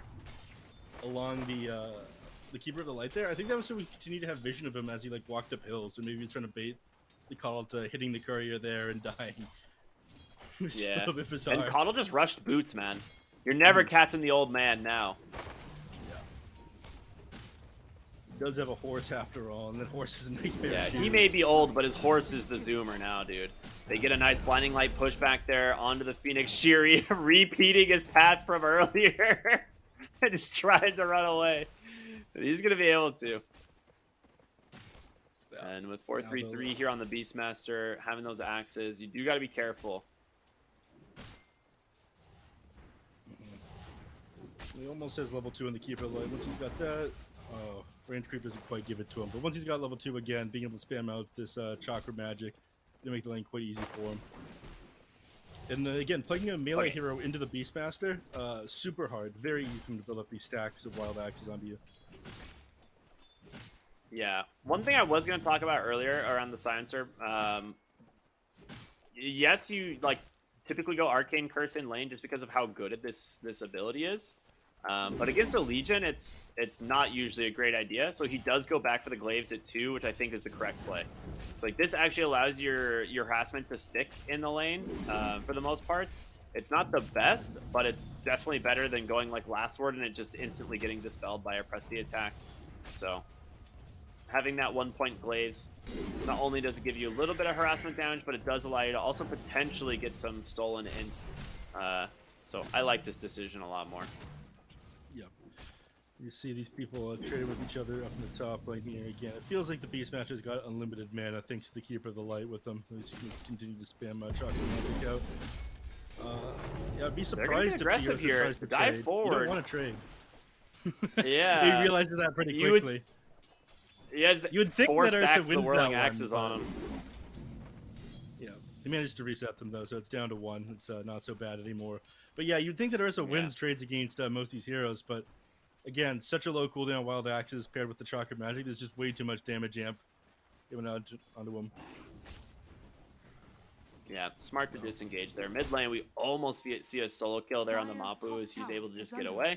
He's going to refill his bottle at the Bounty Rune. Yeah, I mean, the bad part about this is they know exactly where the Storm Spirit's going. They've got a Bloodseeker on the side of Costa Rica, played by, again, Blanco here. So they see him move into the jungle, grab the Bounty Rune, and again, get a pretty Shiri good might idea be of where dead he's this time, gonna be. finally. They do finally punish the old man. He was a little bit he was playing a little bit too aggressive there. Yep. Phoenix almost goes down for it. And everyone in the map, and everyone on the enemy side of the map is sitting at pretty low HP, so Bloodseeker's got the zoomies down here in the bottom lane. Yeah, he's feeling pretty strong. He's going to try and just chase down the Rubik, and it will force the TP. You just cancel it. He's like, whatever, I can just walk. Yeah. Phoenix continuing to take a bunch of harass here, but Storm Spirit, we mentioned that, you know, as the lane goes on, Death Prophet does get a little bit more of an advantage, and so Storm Spirit has opted just not to come back to lane. I think he's going to wait till he's level 6 before he does anything. And we see pressure continuing to mount to the top lane. We've also 2 lanes they're basically lost. Even though Storm Spirit's ahead on CS, going to be behind the Death Prophet by quite a bit of net worth here, because you are killing neutral creeps instead of lane creeps.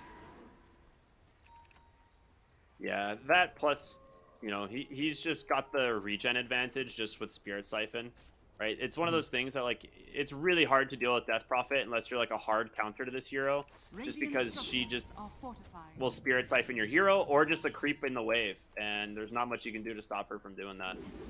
Yeah. Speaking of the Death Prophet, she just about hits level 6 now. And puts a point into X's and pops that alongside the catapult here in the mid lane. We see some action happening at top at the same time, so nobody's going to be able to help this. Yeah. They managed to just bring all of the heroes up here, and they will find themselves a kill immediately onto the Rubik, but Shiri will get chased down here by the Ursa. That's a nice kill. Unfortunately for Gwynsu, he was not close enough to get the bonus in, so a little bit unfortunate for him, but your mid lane tower continuing to take pressure from this Death Prophet's Exo, as well as the catapult, and Mapu Just going to get zoned out. There's going to be a bottle refill, though, from the Rubik, which will allow him a little bit of space to reset. But first tower, dropping, what, about quarter of an HP left. So that's huge. It's a really big win there from Costa Rica. Yep. DP gets the bottle refill from Keep the Light as well, and finds the Invis rune, so back up to full HP and mana again, and after clears out this catapult, I imagine he's going to continue to mount the pressure on this tower. Storm Spirit, however, is going to be looking for kills now that he's level 6. He's in the jungle for now, but positioning quite close to the enemy heroes up in the top lane. It looks like that's exactly where Maple was going to go, because that was getting dived. Didn't have the mana for the last word, as if he did, obviously it's one of those really annoying counters to Phoenix. You dive away and you just come right back because you can't cancel it, but they will just try to play aggressive here with Mapu as Ursa's... Oh, he just gets chopped! Oh, he did not look at how many stacks he had. Those 3 points and axes just execute the bear. Yeah, 200 magic damage with that last nuke coming out off onto him. Those things built up, and Storm Spirit, he has to walk all the way back down to base. He didn't have a point in pull, so he couldn't secure himself a kill there. And he's just out of mana, so his game is going incredibly slow now. Off to he went for the Falcon Blade too. Top lane, they're looking to dive 4-3-3. Can they get in range? The slows there from the silencer. He doesn't get the body block off, and it ends up kind of costing him. He will steal the 2 int as he gets the kill onto that Phoenix. Now in comes Mapu. So he's finally going to join the fight now. Managed to find the kill here onto that Coddle. Is going to try and just dodge things out, and Ursa will chase him down, gets the kill. Now has level 6 available. So they do punish this over aggression coming out from Costa Rica as Ursa comes back into the lane, gets quite a bit out of it. And Death Prophet in the meantime takes the mid tower. Yeah, those are important kills for the Storm Spirit to be able to find, though. A little bit of recovery there. Still full level behind the DP, and or like 1,000 net worth down on him, but a beginning to. DP also finds an arcane rune, so yeah, this is a dead tower, like for sure. We're gonna see the arcane rune popped here, probably with the exorcism, and with the help of the Beastmaster, it should just be a free tower. Yeah. No reason not to commit this one. I like this decision a lot. They've even brought the Bloodseeker up here. Maybe just he's a little bit worried of fighting bottom now. Legion Commander level 6. And he's going to have plenty of space top. Dude, could they portal bottom actually? Yeah, they're already TPing. Reuse TPing onto the back side. So they want to defend the tower instead. Looks like they're going to be able to escape from this one. But yeah, lots of aggression. Shiri's found Ursa. He does have the Enrage. He will use it, but the Rupture is there. Uh-oh. That is going to be a dead Ursa. Yeah, so they do manage to get a little bit more use out of that exorcism. The Ursa ends up going down, and the game is slowed down a little bit, getting zoned out of the top, pushed down to the bottom lane after that, and now killed. Refills the bottle up to full as well, so once again, Ryu, full mana, full HP. Oh, Beastmaster is in super deep top lane here. We'll drop the Roar, try to TP out into the egg. He actually just gets out. Yeah, if you wanted to stop that TP, you had to egg early. Yeah. I mean, again, Beastmaster, just recognizing the fact that he's able to get out of that one if he just commits the Roar off onto the Storm Spirit there. Pull was already committed. Honestly, good use of the Roar, because Storm Spirit commits the majority of his mana pool for that one. And it's twice now he's made rotations up at the top lane, and things have not gone the way that he's wanted. He fails to grab the rune there. DP Ryu gets it instead. So, Mapu struggling a little bit here. And they feel confident enough on the side of Costa Rica to just invade Colombia's jungle. Radiant's bottom tower is under attack. I feel like every power rune has gone to Ryu. Yep.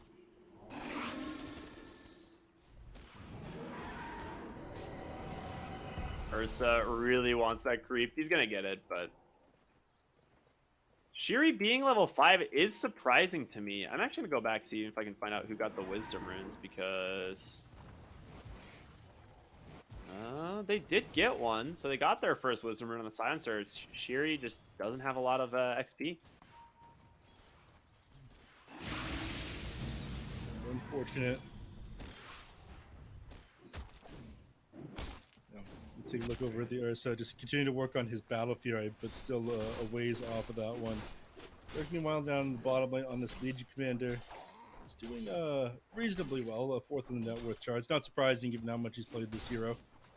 Working on the Blade Mail as his first real item, and honestly, against like the DP, it makes sense. If you get on top of the DP beginning of this fight with the Blade Mail before it gets the Spirit Siphon off onto you, then you get 100-0 her. Yeah, there's your dive away counter. Phoenix comes right back. They caught him in the top lane. Yeah, this is the one thing that's super rough to play around. By the time, like, they were just smoking up there, and as soon as he sees the silencer, he goes for the dive, but just gets last worded, and what can you do? Yeah, it comes right now back. they're looking for the tier 2. Only 1 point in the exorcism, but this Beastmaster here, Helm Dom, double damage rune on the Death Prophet. It's gonna make quick work of this tower. Yeah. He's just holding the That's tier huge. 1 Good token. tempo. I mean, this is what we were talking about, right? Like, the tempo that's coming out from Costa Rica is going to be very fast this game. Like, we knew that was going to be the case. They take the first tier 2 tower at the 12-minute mark. Bloodseeker needs to be careful bottom. It looks like they're rotating on down here, and they just got a regen rune on Storm. He might just run right into the Ursa, and he does. Rupture doesn't even get tossed as they manage to find the kill. There's going to be the global silence, but comes out just a little bit too late, potentially. They will catch Storm here on the Atos, a follow-up silence, but instantly dispelled by Jerk. So They actually they'll smoke. walk They're away going to and stick end up around smoking. here. Fake Yeah, back, they know this is a baby. 4v5 fight. They know that they don't have cooldowns available. Exorcism's still not available. We're on cooldown for 20 seconds right now, so they fake back. No They goal surround either. this tower. They establish good vision. They're going to dive right underneath them, and that A gets placed perfectly. A great duel out from the Legion. Was that a stolen global? It was. What a sick catch there from the Rubik. Shiri in some trouble, but Mapu in more trouble. Gets caught by the Rupture, and the tail end of the silence connects just barely. Makin will get out as well as the Rubik, but that is not the hero you want to have die. The Storm Spirit already having a rough game. Yeah, this is something we'd hope they would do differently in game number 2 here, though. We thought, the mid laner struggling last time around. Taking like some early game deaths really shut them down. It looks like it's going to happen again here. I got caught by last word right into the DP silence, and then he's just like, oh, I guess I can't play the game. Mapu bottom It's not gonna lane, discourage thinking of him. going on to Shiri, but there's a roar available. He's very scary to play into this. They need some reinforcements, though, as Sivas on the back side here on the Rubik, looking to get on this fight, and in comes the Vortex into the Ursa. Had plenty of damage to find that kill, so Ursa still trying to play with his team, finding openings, and it's working, right? They're getting some big kills right now. Yep. Well, again, top net worth hero ends up going down there. Still hasn't completed the Helm of the Overlord yet. It'll slow him down just a little bit. Something playing too aggressive here. Radiant So, are scanning. awesome kill for them to find. All right, the Ursa will have the Battle Fury coming out now, which will help him start amplifying his farm quite a bit. Bloodseeker almost to his level 10 talent. Chances are he maxes out the Blood Rage, then goes back for the level 10 talent, which is the Blood Rage attack speed. You really do need those. Makin just takes the portal He bottom. brought the Cobalt with him too. From the Phoenix. Hell yeah. He's getting that money, son. Yeah, the Prospector aura. They're just gonna Roche. They have Exo and everything. Okay, It's just only Ryu's level gets 1. bonked. But yeah, with Vladimir's offering Beastmaster Inner Beast aura, it's going to make this relatively quick. I don't think they realize that they're going to be going for the Roshan like this. Not this early in the game. I mean, Look they what had quick Ward work they make Sentry of it. that saw it, but they smoked in, right? So, Yeah. really sick place. They got it. Did he double obs drop here? Oh, that feels so bad. He accidentally the exact double same obsed time on the two of high them ground. placed it. Yeah. At least they clear up the Sentry, so maybe they don't realize it, but they may have to like go back and deny those. At least one of them. Yeah. Quincy will go back, grab the Wisdom Rune for his team, give himself a little bit of bonus XP. So itemization-wise, there's going to be Glimmer Cape as the first pickup here for the Silencer. Helm of the Overlord is now done on the Beastmaster.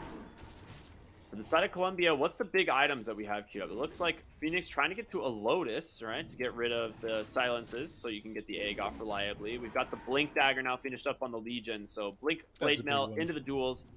Big pickup, right, if they can actually find these heroes. Yeah. And the Ursa, I think maybe going for a Battle Fury. He had a Diffusal queued up at one point, but...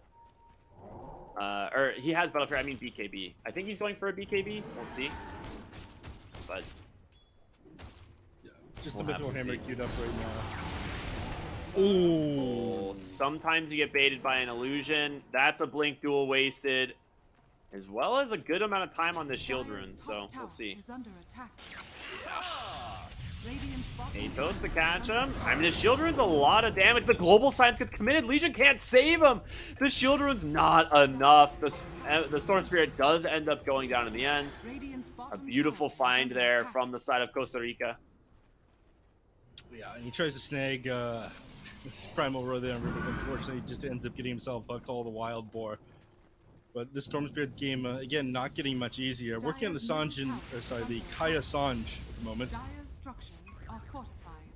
Yeah, status resistance will go a long way, as well as that extra HP. But he's definitely struggling. Blank looks like he is going to go for that Gleipnir rush again. He is pretty close. About 1,400 gold away from the full Gleipnir and the Phoenix, it makes a lot of sense. Just more things to keep him in place. Yeah. Allows him to set up. Speaking of setup, beautiful dual victory here. The Death Prophet here. Yeah. So, a deep ward here, scouts Ryu, and they managed to find themselves a dual victory. Ends up being quite nice, as he did have that level 10 talent here on Jerk, so that bonus 8 damage makes it way more valuable to grab that early. And they do burn the Aegis in the process. This is going to be a really important Lincoln's game. We're going to have to see Costa Rica pick up at least one. Yeah. Like, you can't actually play the game on the Death Prophet if there's a Blade Mail Legion Commander who can, like, Blink duel you. So, she's got the Atos. Probably going to go for the BKB into the Lincoln Sphere would be my guess. Just needs to tank up and avoid these duels. Yeah. We commit level 2 exorcism onto the tower here just to be able to clear this as quick as possible. Drops the Crypt Swarm immediately afterwards to be able to stop Rubik from being able to steal the exorcism, and looks like they almost look like they wanted to dive the Phoenix there, but the last outer tower is all in the bottom they were lane, looking for him. He could just go backdoor this tier 1 at least, but maybe he hasn't realized it's still up. I don't know. I feel like you have to get these offlane towers. They are so important at helping control the triangle as well as the access to the runes and Tormentor. Last game we saw Columbia focus that first. Yeah, a little bit surprised that's not what they went for, given that the Tormentor is going to be up in another 30 seconds here. But they all back off now on the side of Costa Rica.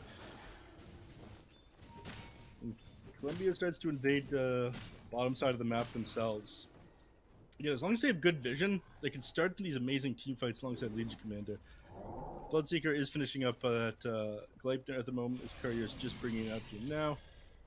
Yeah, we can see this game, despite the fact that it feels like Costa Rica has an overwhelming lead, it is still relatively even. It's back and forth, but net worth lead has never really exceeded 2,000 gold here, 20 minutes into the game. Yeah.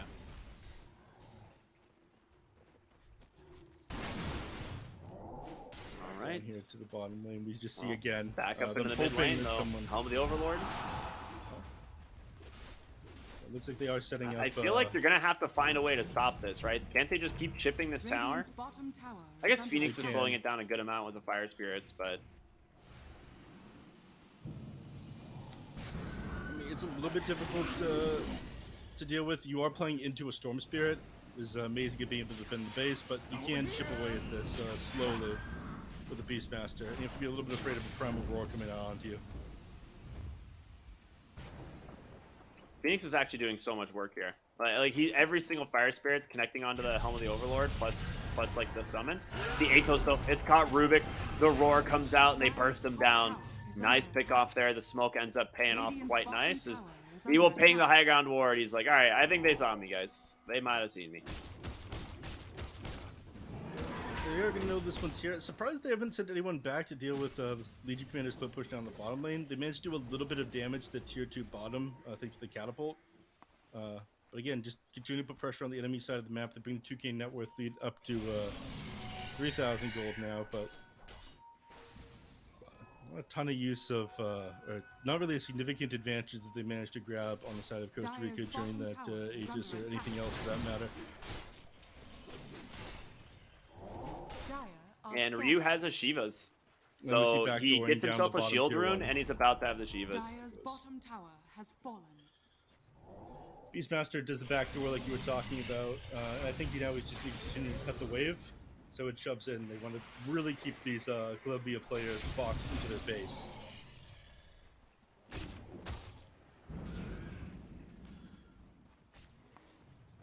All right.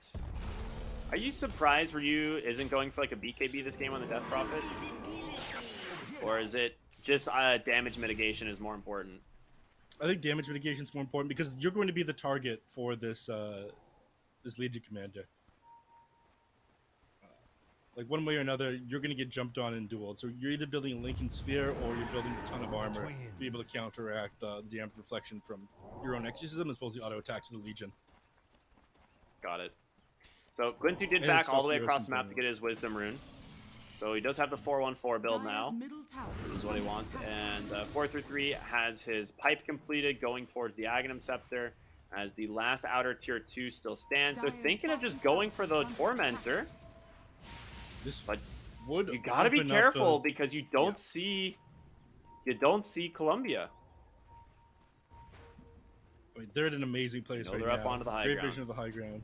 Yeah, and Phoenix, I think, they get the silence onto the Phoenix. He tries to get saved by the Legion, but the timing is just barely off. And they are cutting the waves. That is something that's quite nice. You know, they cut the waves completely, so there is no creeps coming now for Costa Rica to take this tier 2. Maybe they go for the Tormentor now, but again, we saw this in the last series, but the other way around, right? It was Shiri and Ryu cutting the waves, preventing these pushes. Shield rune on the Death Prophet. Looks like she's just gonna pop exorcism, walk high ground here, and they're gonna try to clear this one out. Ooh. Barely off the global mark. silence comes out trying to catch the storm. Yeah.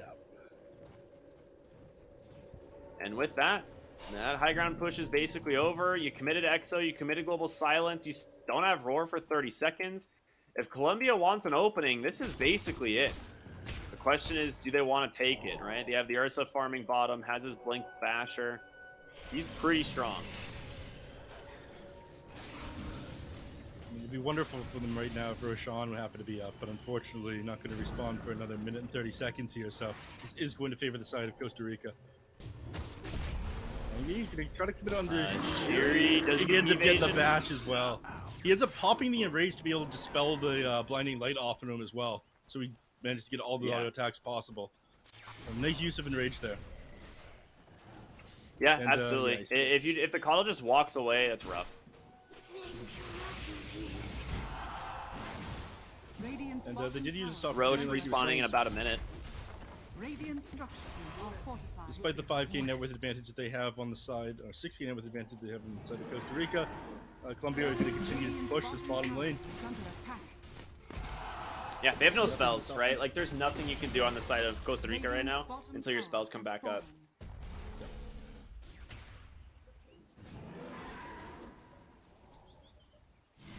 Yeah, this is the downside of the Death Prophet. I feel like despite the fact that the map feels bigger, the game plays faster than it did previously. There's just so much gold, right? I think that's the biggest thing. There's just so much gold on the map right now. And it just transitions into a much faster mid-game. They're looking for Ryu so bad here. Jerk has this blink, the Blade Mail, level 2 duel. He really wants to find the DP here, but he just didn't have the heroes in time. Mapu was not top yet. And they didn't quite see what was behind them, which he definitely would have died if he went for the duel. There was a Silencer and a Bloodseeker relatively close by. They might go now. They're thinking, but Storm again, not close enough. Dire are scanning. Again, comes out from the dire side because they're a little bit afraid of what else is lurking there in the jungle, and Shiro doesn't catch anything. They decide to back off.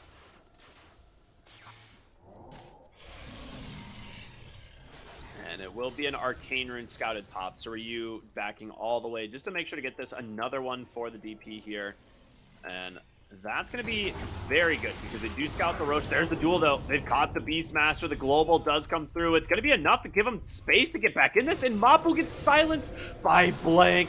The egg will be dropped aggressively onto the backside, but there it is. The Bloodseeker targets it up. They focus it down. 4 about to fall as the Ursa stuck here all alone. He's trying to chase down the Silencer, but the Atos is there.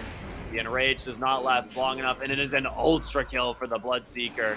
Doesn't even pop the BKB. This puts in way too much damage, able to click at these heroes one at a time. I feel like all the spells didn't come out fast enough to the side of Columbia, and now he's going to walk up high ground alongside these exorcisms just before it expires. He can make very quick work of this tier 3 tower. Yeah, the Global caught the Storm, and then it was just instant Gleipnir Bloodright to follow it up, and he just gets chased down by the Bloodseeker, and without a BKB, he has no ability to play into this. It looks like they might just back now. They know Roshan is up. They know that there's going to be a ward here as well, but they actually don't have any sentries to get rid of it. But they're just going to wait for next Exo. It's up fairly quick thanks to the Arcane Rune. Yeah, Blank needs to be careful. I think they will kill him here. He's got a BKB, though. But this doesn't give you match community anymore. Yeah. Enough to kind of be able to get away, but they're going to keep up. Certainly they keep up this chase, right? Right? They're going to let him walk away here. No, they have a ward. They have actually really good ward vision here on Costa Rica if they want to try and play around. They see the Ursa TPing in. Yeah. And they might just get Roche off of this instead. Yeah, but they can see them walk into this Roche underneath this observer ward placed by the Silencer. Yinshu placed this one, so scouting this is going to be incredibly easy. In fact, they could just drop like a fireball from the Ancient Black Dragon to the pit. It'll completely zone them out. No, Storm Spirit's actually caught. Oh, in comes the duel. Can they burst down the Beastmaster, the Yules, and the Disarm? He just sustains through it all, and now Jerk just completely caught out. They can take down the Coddle, but at what cost? 2 heroes dead, making a third as they cost the Storm. And a double kill goes the way of Ryu with this Exorcism. Again, short cooldown thanks to that Arcane Rune. And Columbia, a little desperate, it seems, as they go for this fight here at the Roche Pit, and it costs them big. Yeah, I mean, they knew exactly what they were up to there. Again, not bringing out any sentries to allow the Silence to have preparation limits. They came in, and Storm Spirit tries to jump forward, but again, the Silence is just stopping him to be able to perform inside these team fights. All these heroes blowing up instantly, and now they're just going to run straight down the top lane. I don't think anything can stop them taking this rack now that they've did all their spells. And they're about to lose the Phoenix, too, before the fight even starts. Yeah, this is actually such a sick play from Shiri. As soon as they finished the fight, he went looking for the Phoenix to try and see where this hero dove off to, and yeah, just stuns him up, waits for the try to TP out, Yules him, and that's it. They managed to get themselves the first lane of barracks here, as they will turn their attention, I'm sure, to the mid lane here in just a moment. Phoenix does have buyback, and they have a lot of spells still available on the side of Columbia, so maybe they'll wait for the Exo to come off cooldown again. But maybe they just feel strong enough. We'll just have to see. Global's up. And Roar. And we'll see. Hitting the bottom tier 2, the Wisdom Rune is also spawned a little while ago, but it looks like the Ursa's going to be able to snatch this one before they get the chance. And makes quick work of this one himself. Phoenix ends up getting the Aghanim Shard, so we'll allow him to provide a little bit of damage and healing with his Sunray during the Supernova, which will help, but I'm not sure it's going to help enough to be able to prevent this push. Yeah, you can't really kill these heroes. Storm's still 250 gold away from his BKB. And it feels like now you have they're the starting to Vampire have Fangs on problems. Beastmaster, dude. It's so much sustain on this hero. Like, every time they go for these dual initiations, there's the follow-up Halberd from the Death Prophet, there's the Yules from the Coddle on the Ursa. Like, they're trying to just burst these heroes down, and they can't get into the engagement. Like, without a BKB on the Ursa, he can't actually stop, like, the CC. Like, they actually don't have the burst follow-up. mean, he knows he's not going to be able to And you finish can off feel it. BKB before the next team fight, so he goes for the Aghanim Shard instead to get a little bit more enraged. That feels so bad. Having to buy Ag Shard feels so bad. EXO comes out once again as they will just focus down these lanes of barracks, and in comes the Storm. Wants to try and do something. He's actually just out of mana. He has to BKB as he walks back to his fountain. That is the last fortification you're going to have here on the side of Columbia, as Ryu still has about half this EXO duration remaining. You can go in, but you're fighting into an Aegis here on Bloodseeker. Who do you target? There's a cheese on the Death Prophet. It seems like there's no good options. Dire's middle barracks is falling. Get the racks and Yeah, walk I'm not away. sure who to initiate on. Hoping he could catch somebody on the way out, but instantly realizes I don't think I can do this. And they actually smoke up right away. They're fake backing, and they have their eyes on the Ursa. Do they just global him? I think you do. Oh, nice save there from the Legion.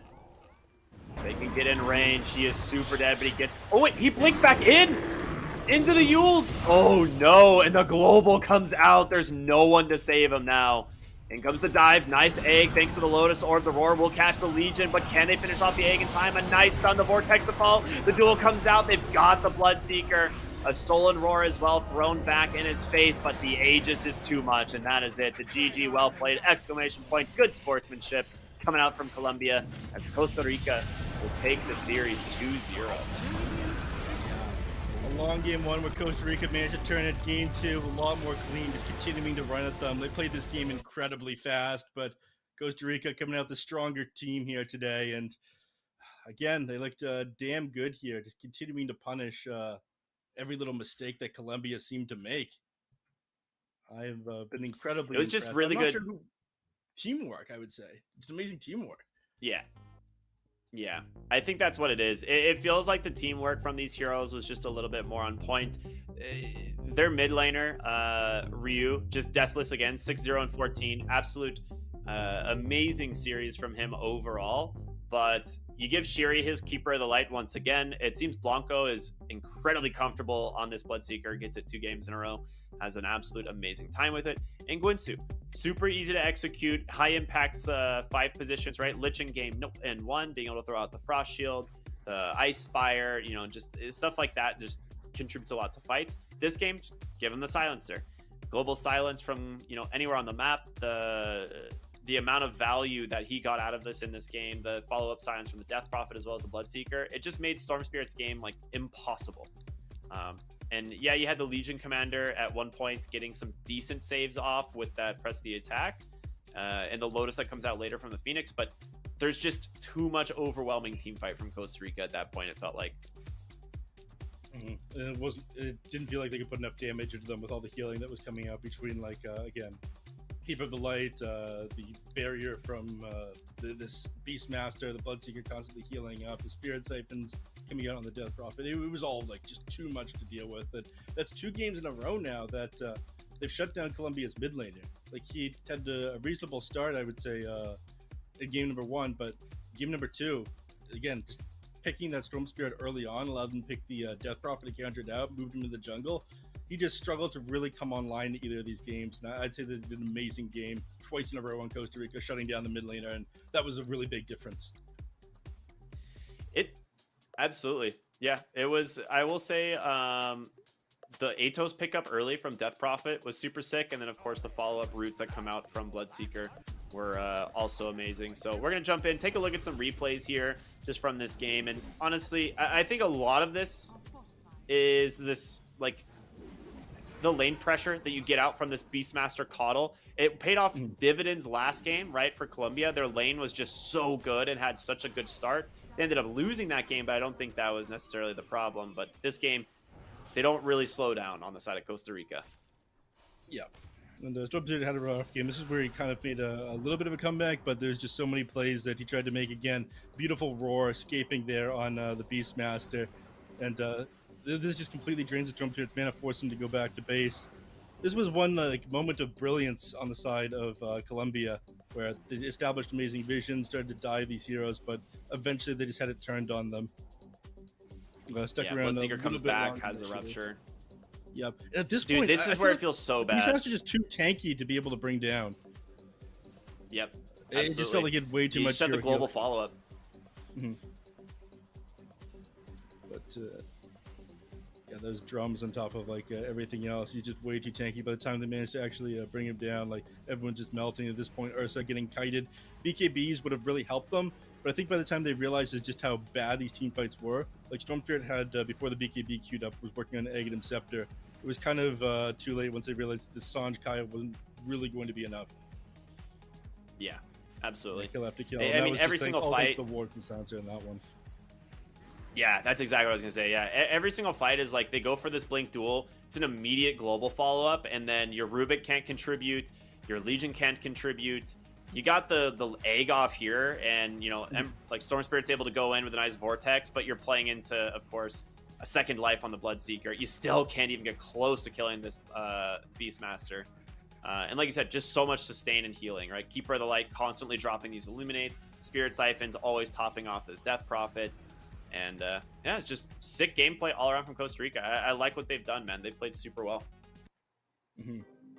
Yeah, super impressive stuff from them today. And that will put them, I believe that they're undefeated so far, are they not?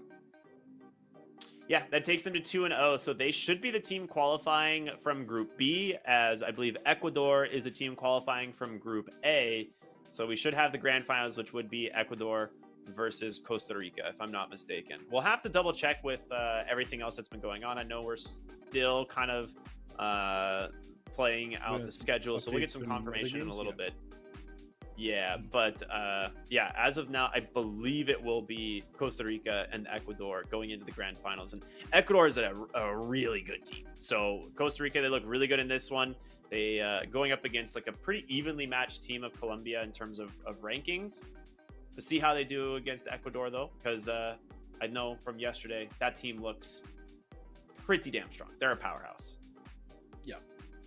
So that game that we watched, I think, was a little bit more of a stomp, a lot less even than the match that we just saw. But again, we'll see how they play against Costa Rica, whether high Mars will win or just better team cohesion and strategy. Because again, this Costa Rica team looks incredibly like well balanced and well coordinated with their split pushing, with how they take team fight, with how they put vision around the map. And we saw like the deathless game from the Void Spirit in the last match. I'm curious if he's going to meet his match at any point here.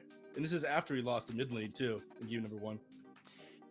Yeah, that's the thing. That's nuts, right? He didn't have a good mid lane to start it out. Ends up going deathless. Second game goes deathless again. I know we're gonna look at MVP in a moment. If I had to take a guess, I'm pretty sure it's gonna be the mid laner of Costa Rica. I'd imagine it's gonna be Ryu, but we'll have that in just a moment, I'm sure.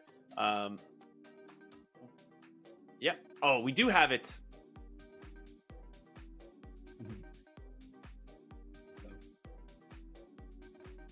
All right.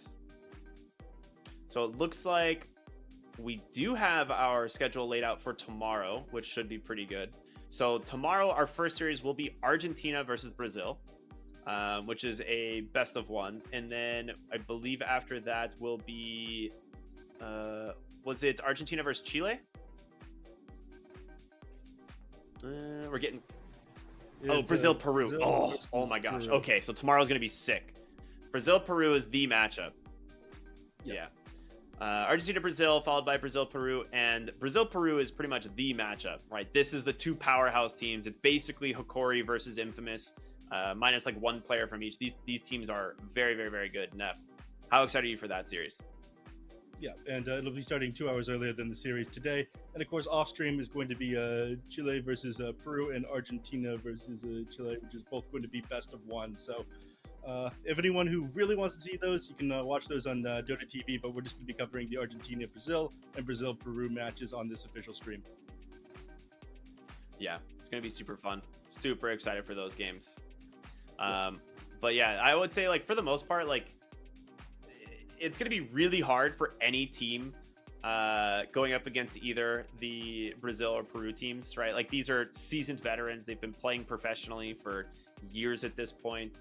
I'd have to imagine the two of them should probably go pretty much like they shouldn't lose any games except against like the Brazil, whoever comes out ahead in the Brazil This is Peru just team matchup. spirits. I feel I like that's remember the one. mini suits Hiko. Yeah, Nuage, that's old. and, It's old Team Spirit / No Runes, right? Mhm. And now then they became No Runes, and now they got picked up by Infamous because they were Infamous R last season, and now they are just the actual Infamous roster in Division 1. Yeah, and then on So- Team Brazil, it is going to be. Oh yeah, I'm familiar with. No, that is on Team Brazil. Peru, it's going to be Gardic, Lumiere, Vitali, El Misho, Winolo. We don't need to do any research on them. We've been casting them for years on BTS, man.